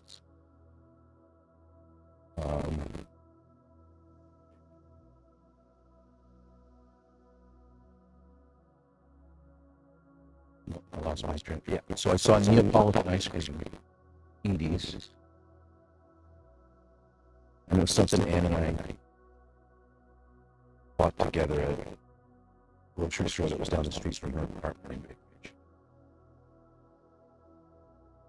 You have to understand, I was the country mouse. I was the monkey in a cage. This is not against her. She has to understand. She's on the other side. She's on my freedom side here. She's on the love side here. I was a monkey in a cage. Whereas my cage was the wide open spaces of open. And so the reverse happened. I had to step out into the concrete and into the jungle and going into an environment that I wasn't familiar with. And to become familiar with it quickly, and I didn't like it. I didn't like it at all. I told everybody that when, back in the day when the Mets and the Yankees were in the World Series together, I watched Yankees fans flip over people's cars and destroy them just because they had Met stickers on them. And they just happened to be in the neighborhood. I hate it here.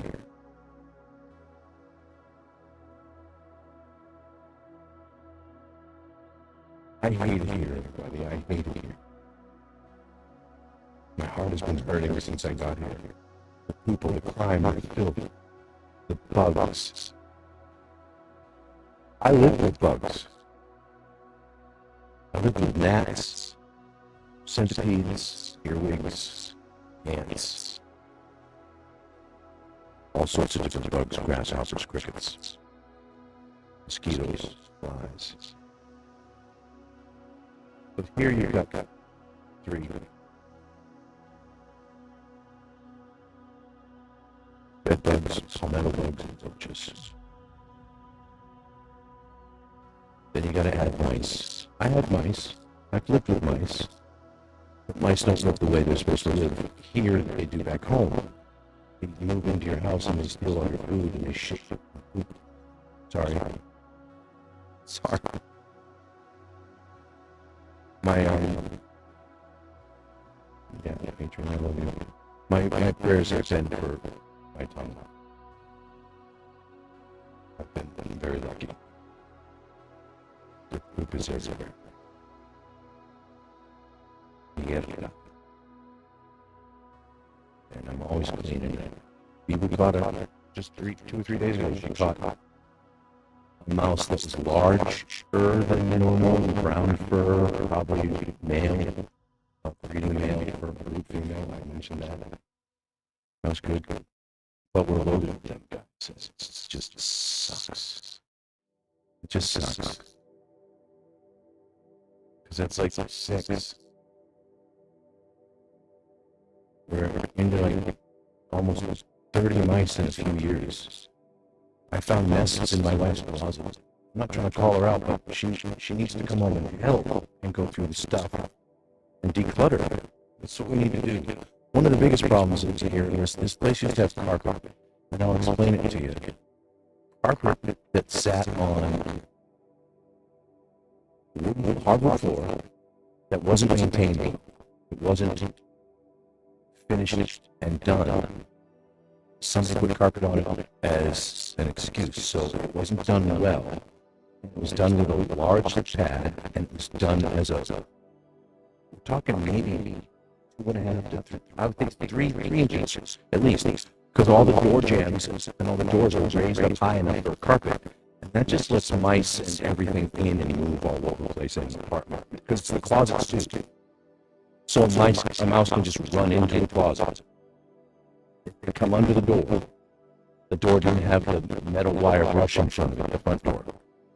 The outside of the door. Didn't have that brush to stop them from running in.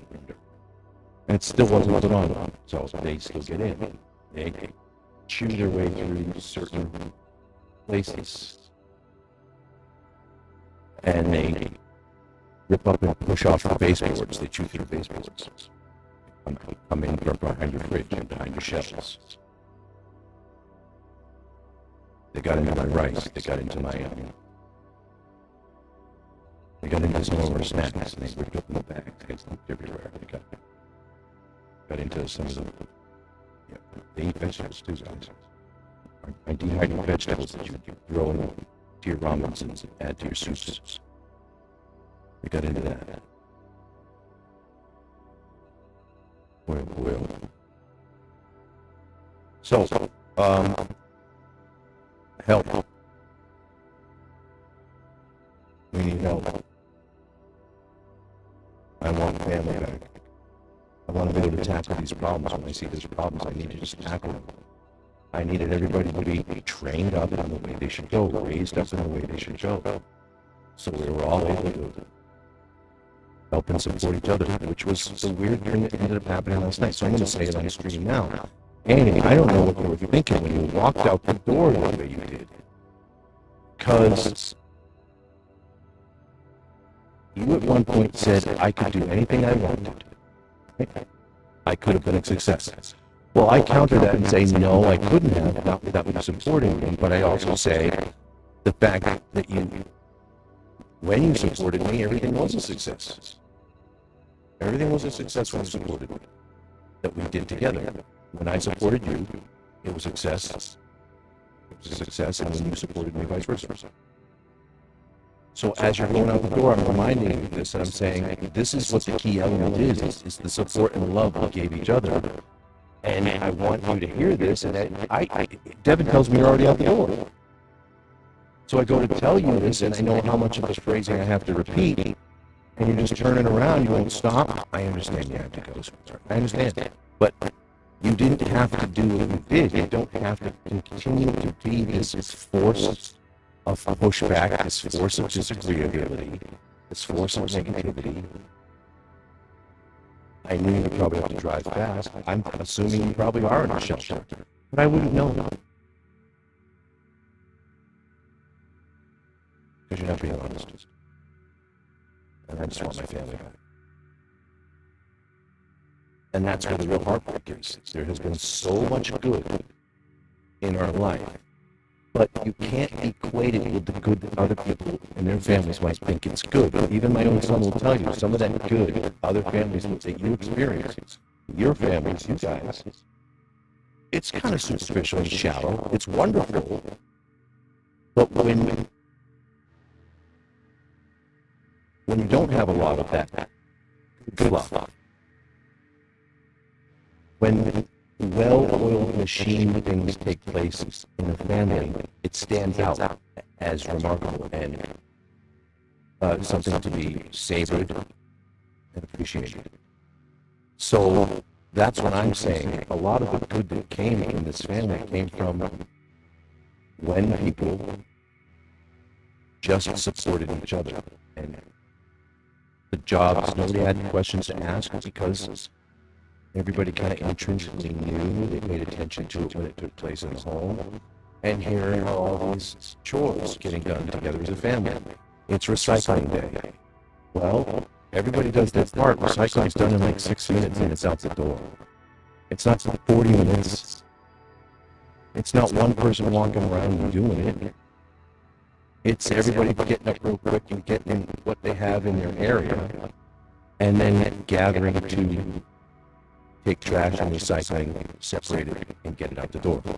We've got carts, we've got bags, we've got locations and stations, and it happens in 6 to 8 minutes. The whole house. Even less. Even less. But there's no goal to beat a time frame, to have some sort of magic thing happen where if you don't hit it, you quit it. You don't carry the ball successfully, you drop it, you never pick it up. It's not that thing. It's just fact. When you work together, things work out.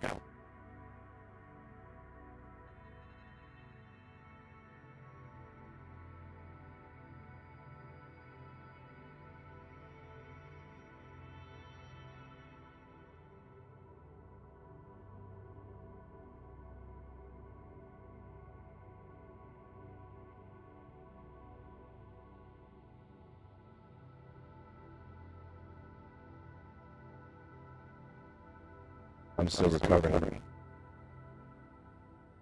Hey, Adrian. I love you, buddy. I'm still recovering from what Dr. Ben said was definitely pneumonia. Funking me out. This was for this flu thing, and the flu lingered afterwards. But it turned out not to be the flu. It turned out to be... Well, in Devon, it seems like there's a rhinovirus still sticking around. So he's still kind of sick. Adrian gets sick when he doesn't sleep. So we're working on the schedule again. So that good stuff. My kids never got into trouble, never fought, never bickered, never stole. They don't drink. They don't do drugs. They don't do porn. They didn't get lost in that. They just didn't. And some people say, yeah, I bet you. No.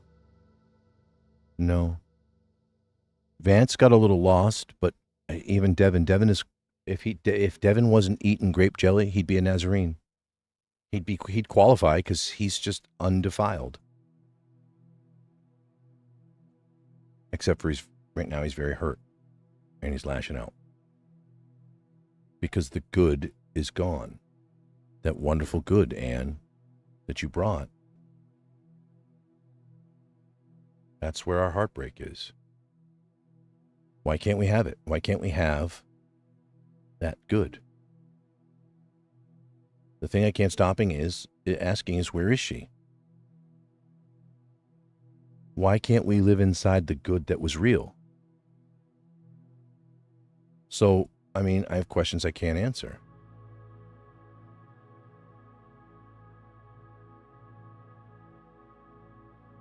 Carrying these questions alone is just wrecking me. Where is she right now? It's 8:40 at night on a Friday, on a Monday, on February 20. This thing just blasted a date of an event at me. I don't like the new Alexa. It's February 2nd. It's Monday night. It's 8:40 at night. This is Adrian's dinner time. Where is she right now? Where's Vance? Where are they mentally and emotionally? What life is she living now? Who is she living for? Where is her head at? Where is her heart at? Why is reconciliation not even on the table in her mind? Why?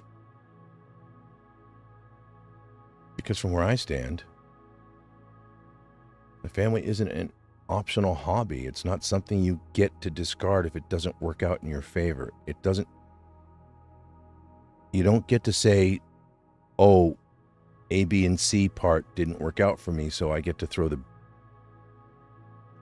baby out with the bathwater. Right? You're not supposed to do that. It's not how this works.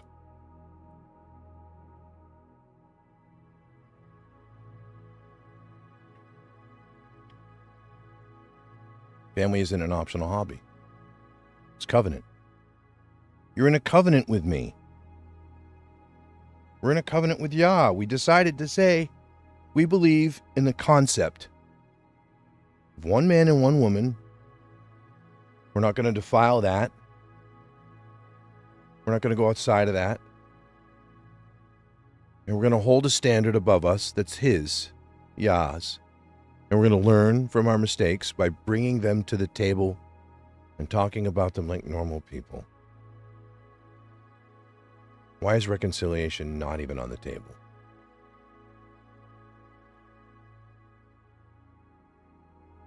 It's responsibility. It's people.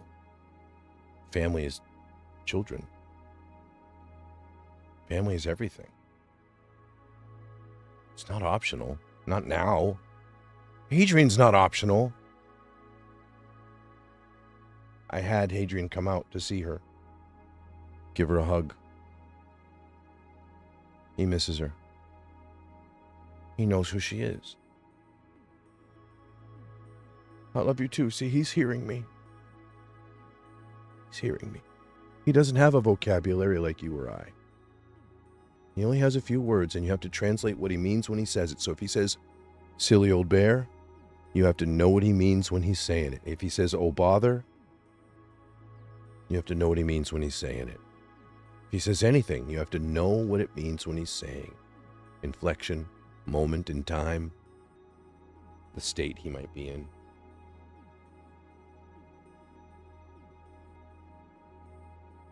So you see, Mr. Aurelius, Joel, anybody who said that these were just so-called grievances, well, what would so-called grievances bring about in a family of the world? It would bring about divorce. It would bring about prideful elements that would cause someone to not be able to change, not want to change. I mean, because when you love someone, you don't just stop caring. I didn't stop caring about this woman. I didn't hate this woman. Something was happening. Nothing worked. So if her story is that something's happening to me, why did she leave me? I was telling her to not do the things that she was doing that were tearing us apart. You don't just detach. You don't just move on like the story never happened. You don't just walk away from 25 years of what we shared together to do what now? To live for who now? Which would beg the question, who have you been living for this whole time? Who have you been living for this whole time? I hope I'm not distorted like a monster. I can check that real quick. I'm going to hit advanced audio properties because that would just destroy the video. You'd have no reason to watch. So mic check. Yeah, I sound good. I don't want to repeat. If I...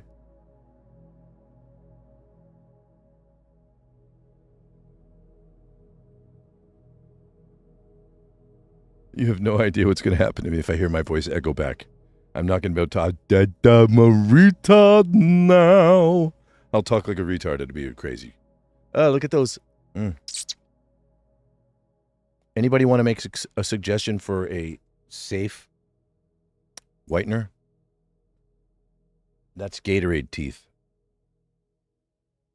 I got really sick recently. I can't drink a lot of those flavors of Gatorade. The only one I can drink when I get really sick and I start vomiting and I have to recover, drink a little bit of Gatorade and bring myself back then into water, into soup and solids, which we're just getting back into solids again after the last round of last week. And my teeth are getting all stained. So sorry, I digress. I just saw my teeth in a video. I don't like it. So, hi. How are you? Devin just walked in, everybody. And do me a favor, D, if you're going to sit and chill, make an array and get yourself set up so you can relax. How about it you make it green if you can? Fix the curtain, your location, sweet pear.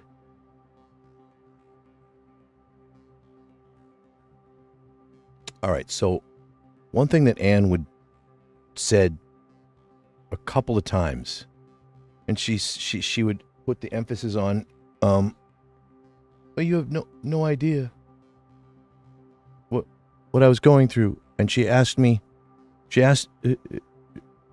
as she was blurting these things out in support of, I guess they're going to dinner. Have a good dinner. All right, guys. I guess they were going to dinner after all. It's dinner time, folks. Let's check that real quick. Okay? It's dinner time. Stand by.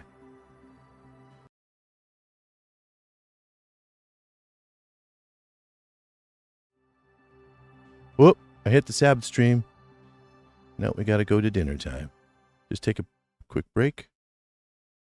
And we have a problem with our music.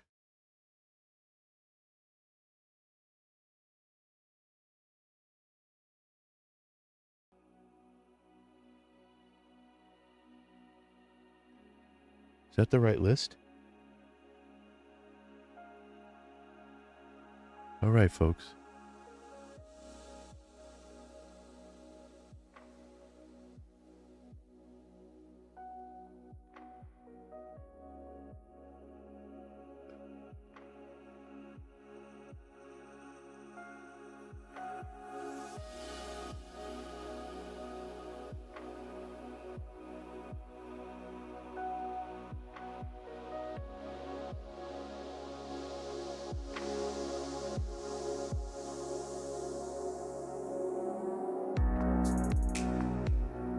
We'll be right back.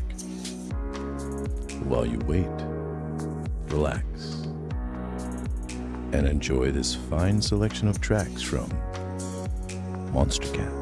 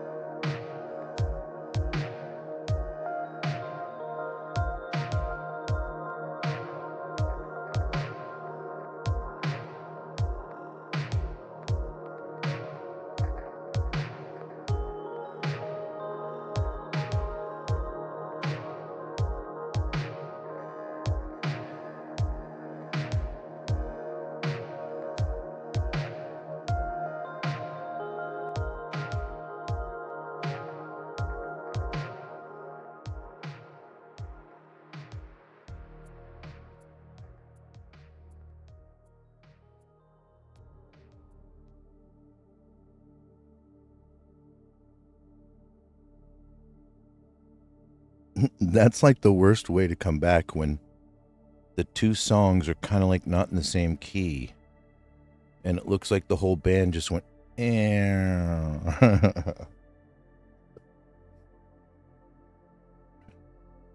Well, this past break, not this last break, but the one before, I want everybody to know that I'm back to bleeding again when I use the facilities. I'm back to blood in my stool.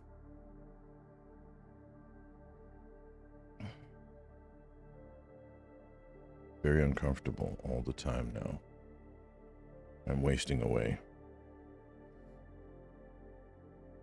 So does she love me? Where is she? Where are you, Anne?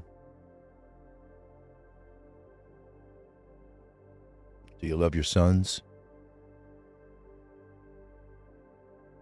Well, you chewed me up and spit me out, and you said you'll say that's not true. You'll say it. You'll say it. But it's what happened. It's what happened. You didn't know when, and you didn't know why, and you didn't know how. You were coming at me that way and making me feel like I didn't matter to you.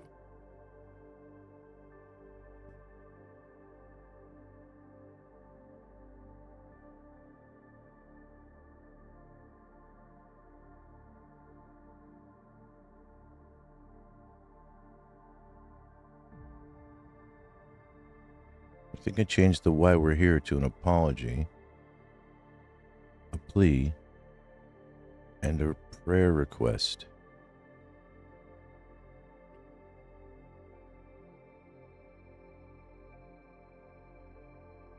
And because I love the dribble.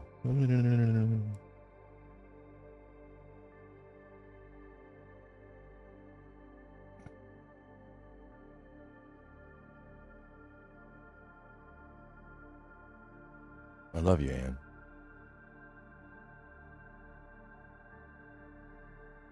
Before the break, I had been mentioning this thing she had said, that I should have been concerned about what I was doing and what the kids saw. Well, what about what you were doing and what it was doing to them?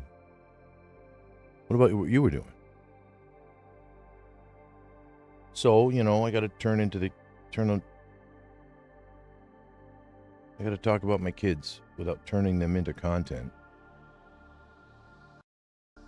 Oh, that's the wrong screen. Devin has a tender heart. And I'm telling you plainly, he has no chance if he's abandoned emotionally like this. There's no chance. He's not nearby, so I asked him to be available and be on screen a little bit later. I don't know if that's going to work. I think we're going to have a lot of sleep 2 nights in a row. I'm fading fast.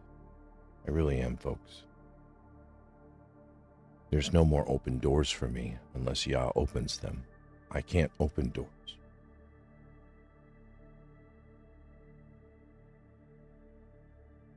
I want to stream a Wages of Sin video, and when I do, no one's going to talk to me ever again. Maybe some of the believers of Yah will stick around. But the rest of my Christian friends are just gone. Because I don't even think some of the ones that I had growing up are still Christians. I don't even know if they in the realm of modern Christianity, I don't even know if they know or understand if they are who they think they are. Because even in the realm of being in that modern Christianity, there's levels of involvement, right? Levels of commitment.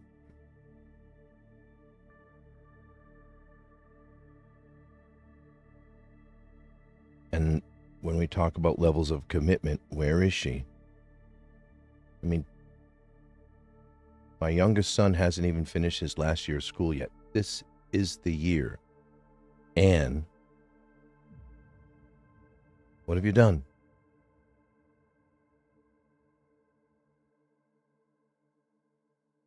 What have you done?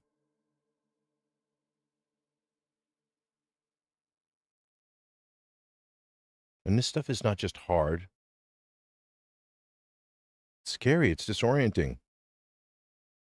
It's like the ground moved under him. His whole world got kicked out underneath him. And to top it off, his one buddy. See, I'm a little sad and mad at the same time here. And I got to step back off the mic because I'm going to speak.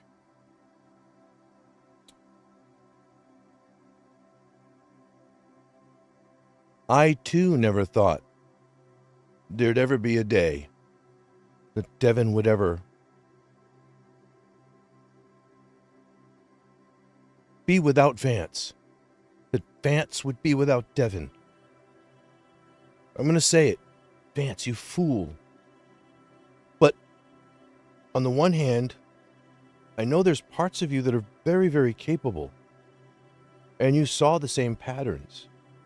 But I don't know if you were just yes-manning me when you were talking to me about how we saw things unfolding here, about Mom and you, and were you just yesing me? Were you just gaslighting me? Do I know? In the realm of this world, if a normal person doubts, asks questions, you're a bad person somehow all of a sudden. So I'll ask you, audience, what do you want? If I witness you, audience, any one of you, do something,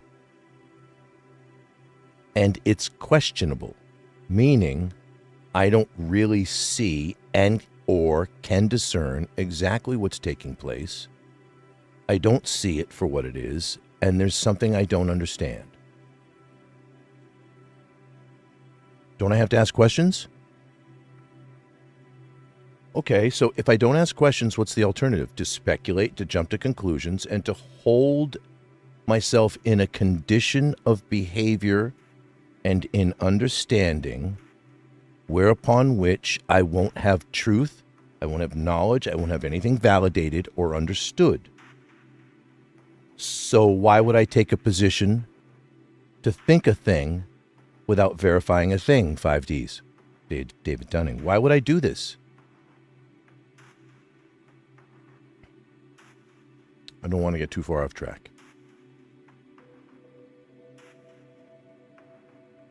Because in my realm, having the ground move under me and shake and have everything be uplifted the way it has been is why things are like the way they are for me. It's why the ADD of my childhood has returned to rear its ugly head and make it so all I can do is wishful think, hope, pray, but get lost in it and like it's a daydream of sorts. That's all I can hope for. I can't hope for her to come home. I can't want for her to come home. I can't beg for her to come home. I can't plead for her to come home. Because it all kind of hurts her and makes her stay farther away.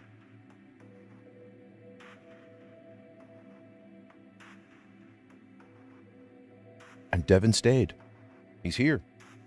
He's facing it. He's trying. He was the one with the courage to step in the kitchen. During that moment, the three of them, to stop escalation. He was brave. He was present. He did what a lot of adults won't do. I don't even think I've ever been in this position. Well, I'm not even going to say that. I'm going to... Retraction. I have never been in the position that the two of them, the three of them were. I have never raised a knife and wielded it against anybody. Training knife maybe, but I've never wielded any of my knives. I have, let's say, skills. I haven't even raised a pencil at someone. and threatened him.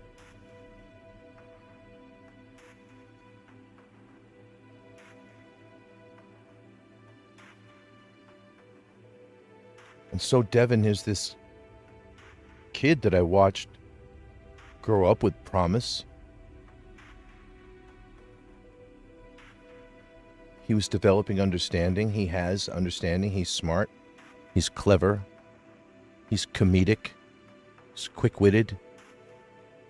When not under stress, he's allowed and able to pace himself in a way that development and progress can actually happen when stresses aren't there. And now he's the one with nowhere to go. So I'm carrying two things at once: my grief as a husband and my duty as a father.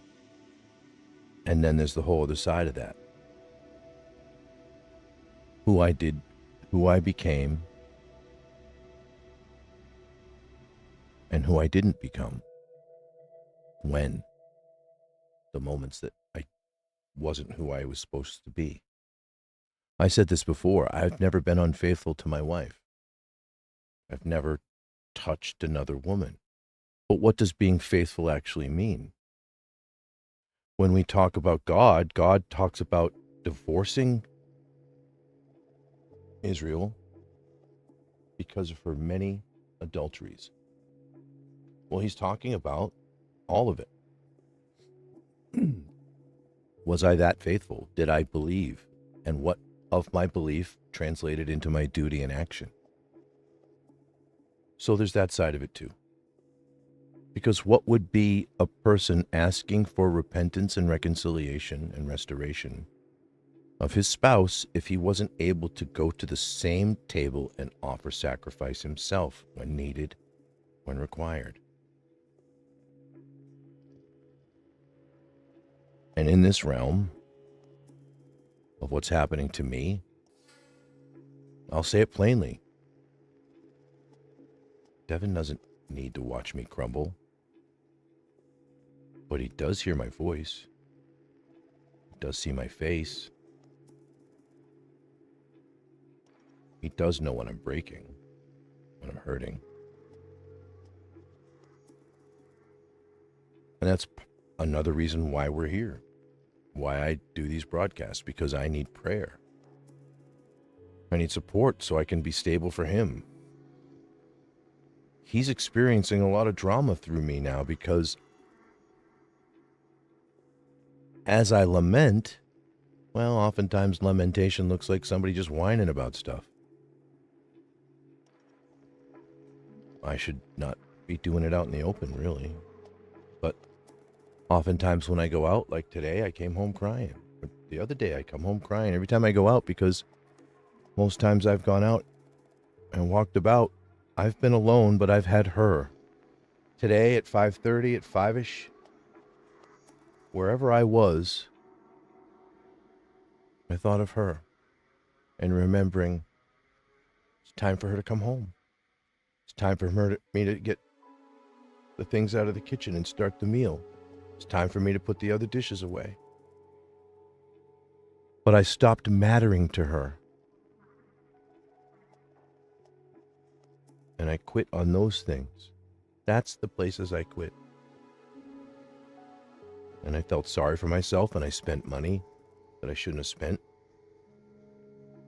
And I confess I spent a lot of money that I shouldn't have spent. And based upon her and my bad habits with money, she was forced to make hard decisions with the retirement.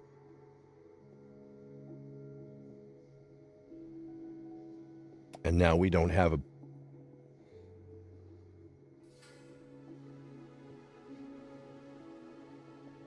I can't help but say there's bad decisions on her side too, because my investment plans are still all here. The beginning of computer technology for BB guns, airsoft guns, was coming. The ability to modify them and put in delicate circuits and change the wiring, change the gearing. My son will tell you, I'm the guy that changes and builds and does things and makes them better. I'll take a $400 airsoft gun that I shouldn't have bought in the first place, and it'll be turned into a $1,400 airsoft gun, $2,000 airsoft gun.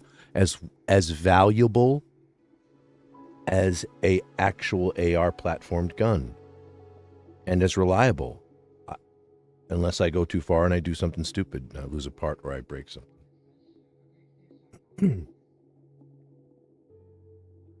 These investments were all based upon me proving to her I could do something. I did. I had the eBay side business, and I sold here what I could legally sell. I couldn't sell replicas here. It's not legal to bring them in or sell them. That's the end of the discussion. But outside the boroughs, sure. That's why I had to get rid of it all. I couldn't do it. I couldn't earn the money, but I was good at it. I produced product. Anyways, I digress a lot. But see, I was always trying to make this place better, improved, stable, capable. That, if it was supported and understood and reciprocated in a way that helped them grow and learn, be taught, there would have been a foundation here, a nice stable foundation. Now, as far as Vance is concerned, there's this other pain, this separation. I mean, I can't force him to come home. I want you to be here, kiddo. I can't force you to be a person that wants to be a part of a team that endures and overcomes together. I can't. But I would. It's my job.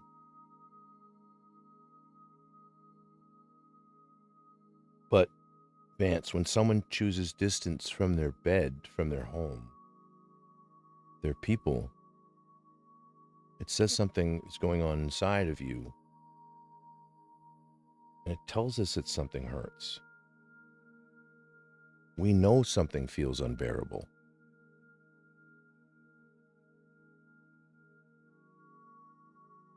This breaks my heart. Because the dream is not everyone survives as they scatter alone.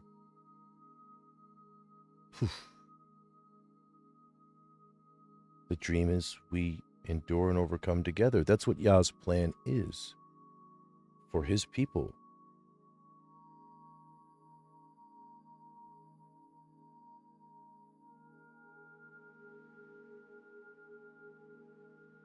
So in regards to what I'm trying to do and what I'm not trying to do, let's start with the first one. These notes are fantastic, Devin. They're ridiculous. I'm going to read them verbatim, folks, so you can see how my assistant, not Devin, put these notes down for me. The segment is called What I'm Trying to Do and What I'm Not Trying to Do. I want to be clear about what I'm trying to do. I'm not trying to control anyone. So the first thing it says in the list of things I'm trying to do, it doesn't say, I'm bringing a cup of water to the thirsty.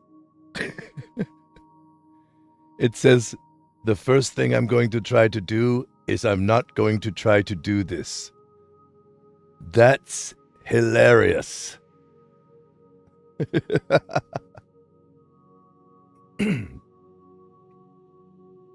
So, I'm not trying to win a war here. I'm not trying to turn my wife into a supervillain. I'm trying to hold this place together while my mind is completely under strain. And yes, I have ADHD. And yes, it makes all of this super hard because my brain already fights to stay organized enough under normal circumstances. Under crisis, what do you think's happening to me?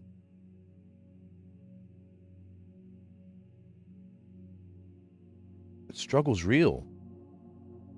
I'm not proud of it. I have to tell the truth about it. How do I get the right prayer? How do I get the right understanding? How do I come together with friends and pick up these pieces? How do I get together with my wife? So, here,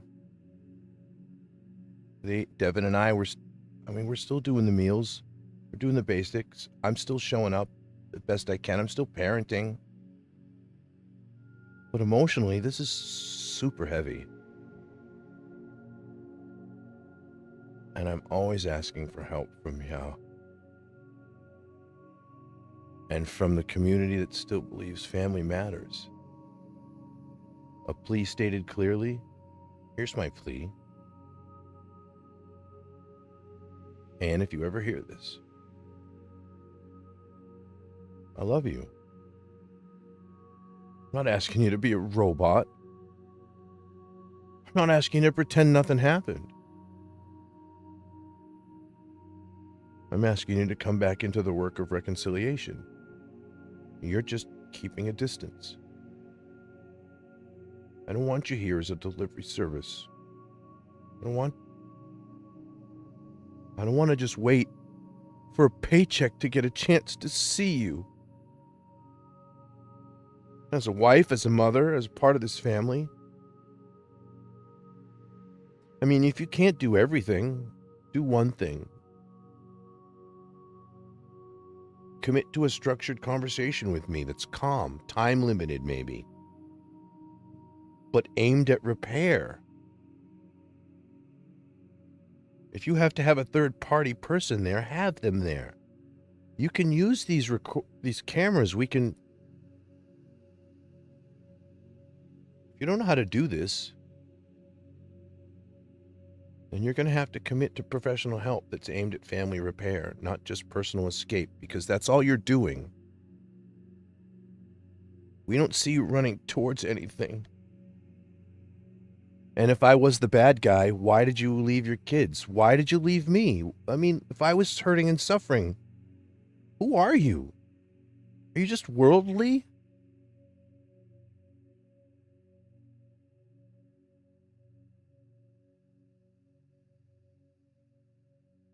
To my sons, this door is always open to you. This home is yours. Someday it won't be mine. I won't have a say in this anymore. But I want you home. But I want you free to come and go as you need, of course. I want you safe. It's been dangerous out here. 13, 14, 15 people dead. I know it was 13 last time I saw the news. Found overnight. I don't even know where Vance is.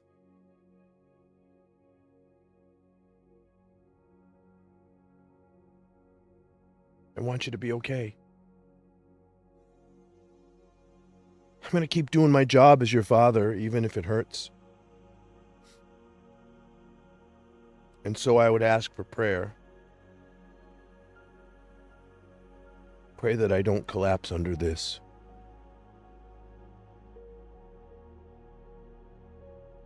Pray that I don't get bitter.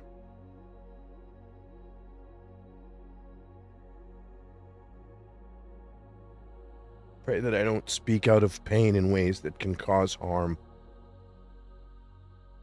Pray that this home stays stable as this crisis unfolds. Pray for Devin's heart,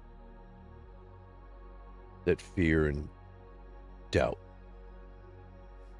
doesn't get the last word in him, and then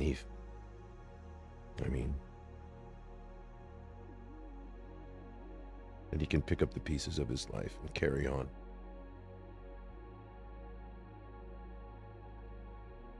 Pray for Vance, that whatever's going on inside him gets met with truth, because we know that something's wrong out there. Something's so wrong, and he's hurting so much. So pray for him to have courage and clarity. But he should come home. He needs to come home. Pray for Anne, that her heart turns towards repair, that God grants her a heart of repentance, a heart towards truth, towards family responsibility.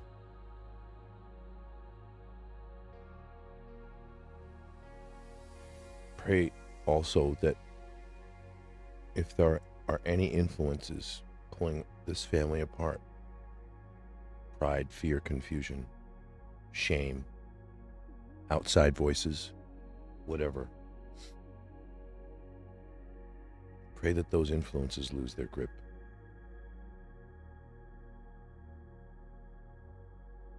So I got other things planned, so I'm going to end this here as far as the sit rep is concerned.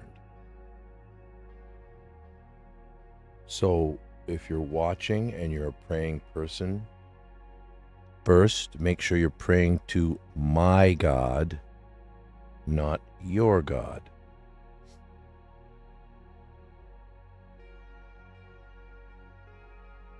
I'm asking you to please pray. If you're someone that knows me in real life, and you can offer any steady support to the household in any practical way, please reach out.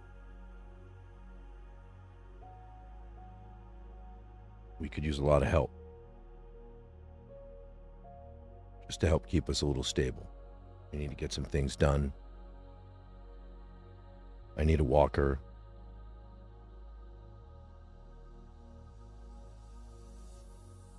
Devin's going to need somebody to replace me.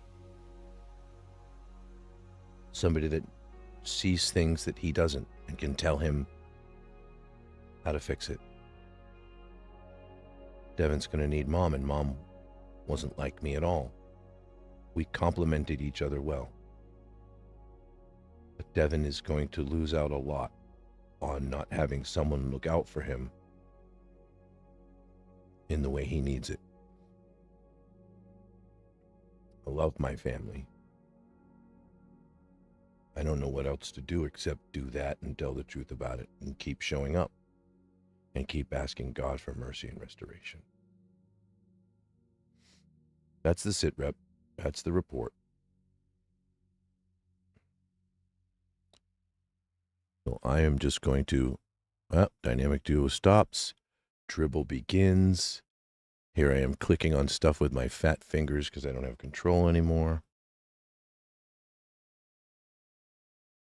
And that's technically the end of this. So thank you for watching.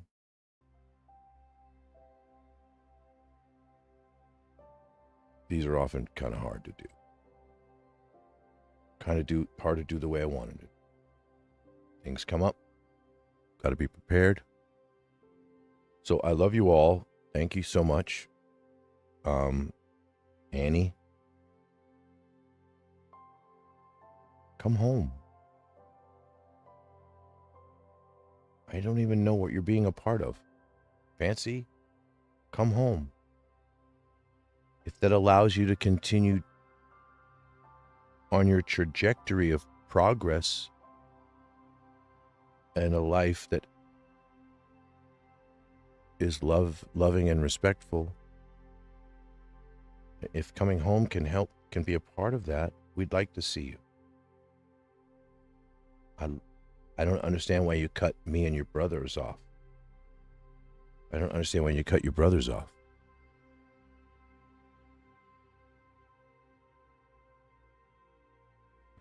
All right, gang.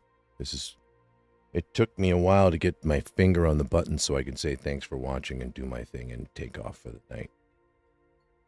I'll probably be back a little bit later doing something else. We'll see. Bye for now, folks. Thanks for watching. Like, share, subscribe. Or not.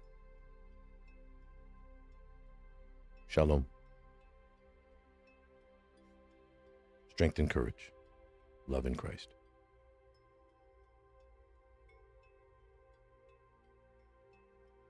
We're going to have a problem, I think, sweetheart, with